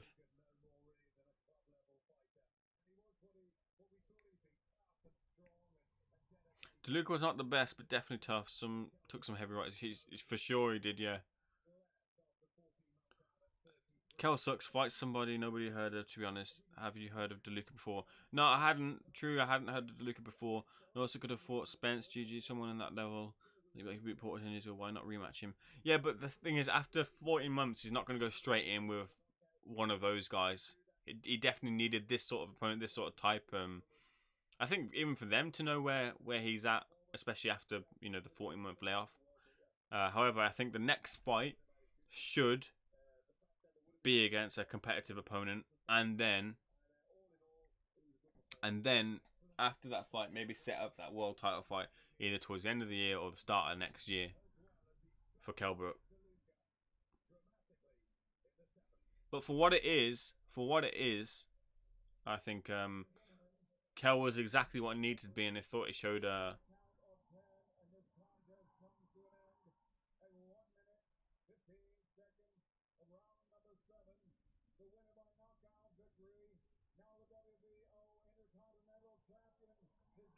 good comeback considering all the weight loss, etc. But can he still mix it at the top? I'm not so sure. That's the thing, David, with this fight. Like I was just saying, we don't know. It doesn't really gauge a lot. It's just that it's the fight that he needed and the performance that he needed and the comeback that he needed against the opponent that he needed. That's all it is. And it sets it up eventually for maybe the next one is more of a competitive fight, and we can see where Kell Brook's at. And then if it's a world title fight after that, then we'll truly find out where Kell is sooner, like in terms of his career, sooner than later, won't we? So yeah, there's not too much you can know from this strictly, with world level and things like that. But in terms of what it is right now, especially like you said, the weight loss, moving up in weights, the 14-month layoff, it's exactly what he needed to do and exactly what he needed to be. He wasn't less than impressive. He wasn't. Yeah, I think that's the most important thing that he just put in. He wasn't like he was against Zerafa.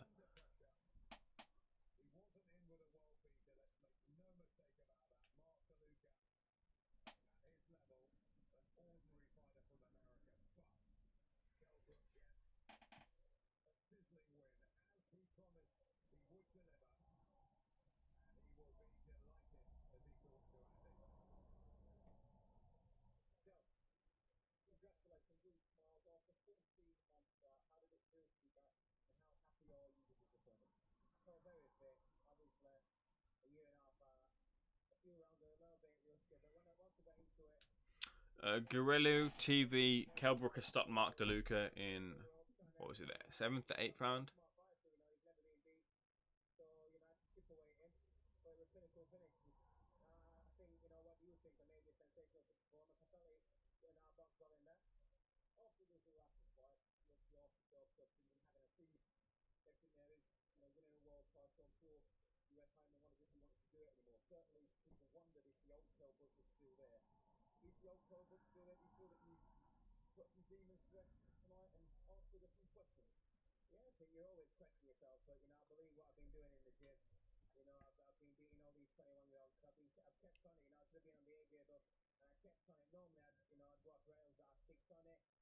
No worries, Grillo TV.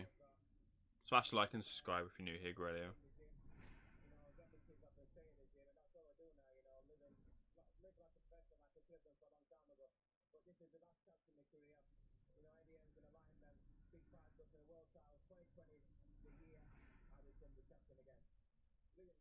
Says it admits this is the last chapter of his career. Liam Smith next.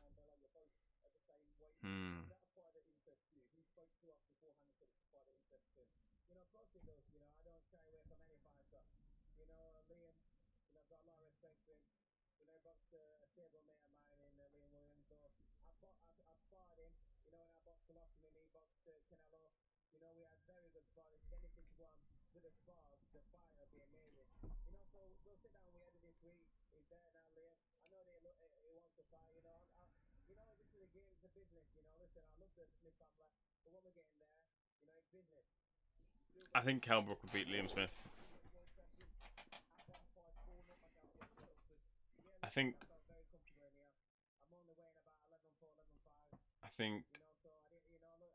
I'd rather see Kell in a bit of a tougher test. No disrespect to Liam. Bit of a tougher test than... You think Smith beats Kell? I don't know. I think the other way around. Fair enough. No, I think Kell beats Smith actually. Maybe that's what makes it a good fight.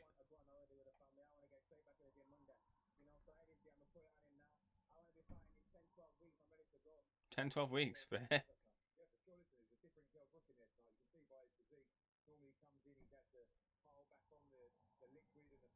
I don't bet, mate. Unfortunately, I'm not a better.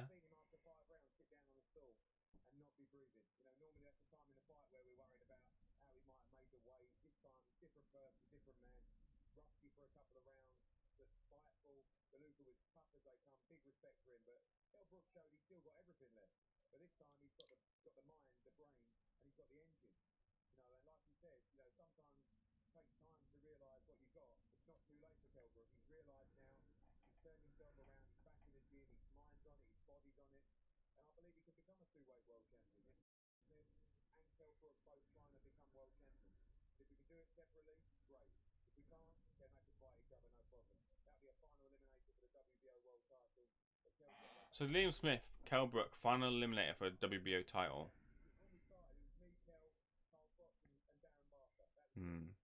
Hey, Ben's on TV. Check him out. Shout out to Ben Faruqi, Boxing News TV.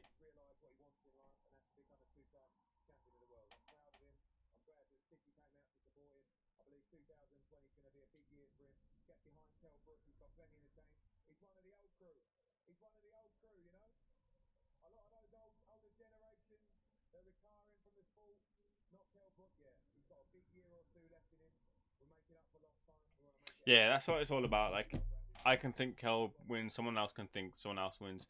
It's all boxing. It's all opinion. Respect everyone's opinion, for sure.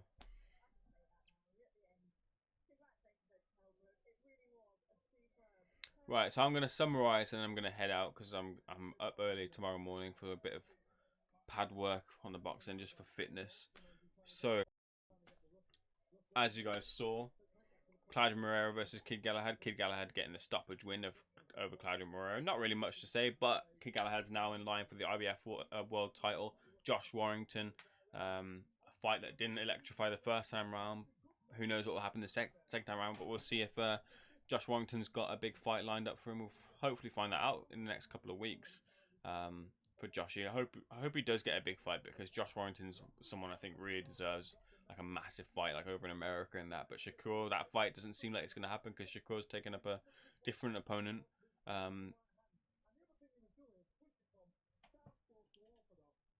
Hopefully you guys can see me. It's just a bit buffering. Then Eva Wahlstrom versus Terry Harper. Terry Harper, new unified women's world champion. And Kell Brook putting a good performance against the opponent that it was. Obviously we can't say too much about it, but Kell Brook did what he needed to do. Looked good at it as well. And he moves forward into what looks like to be a title eliminator against Liam Smith, which is a good domestic clash. I think Liam Smith will end up losing to Kell Brook if Kell Brook turns up as he did today. I think he's obviously still better than DeLuca is Smith, but I think Kell Brook comes through that, and that sets up a WBO title shot in line for the end of the year, maybe towards the end of the start of the next year. So smash a like and subscribe to the channel. Great to see you guys here. I will be here for Fury versus Wilder on the 22nd, so make sure you're here on that date. It's been a pleasure to see you here. This has been Ames, forever your corner man. I'll see you on the next video. Peace to Last King of Scotland, David Lloyd, Last King of Scotland here on every single stream. Appreciate you. Always here. Always keeping me company. Even if it's like the crappiest fights, the worst fights, always here for me. David Lawrence Graham, great to have you. You're new here. Great to see you on the channel as well. Hopefully see you on the new streams. Hardcore Bernard as well. You've subscribed to the channel. Great to see you in here. I'm glad you've come across the channel. I'll check your channel out. I've subscribed there as well. I'll check it out for sure. Grillo TV. G Lung was in here as well. Steve Wellings. If you haven't checked out the Boxing Asylum, check it out. It's the best boxing podcast by far, bar none. Who else can I shout out here quickly? From 92 was in here. Will Gaming was here. Will Gaming was here. He's in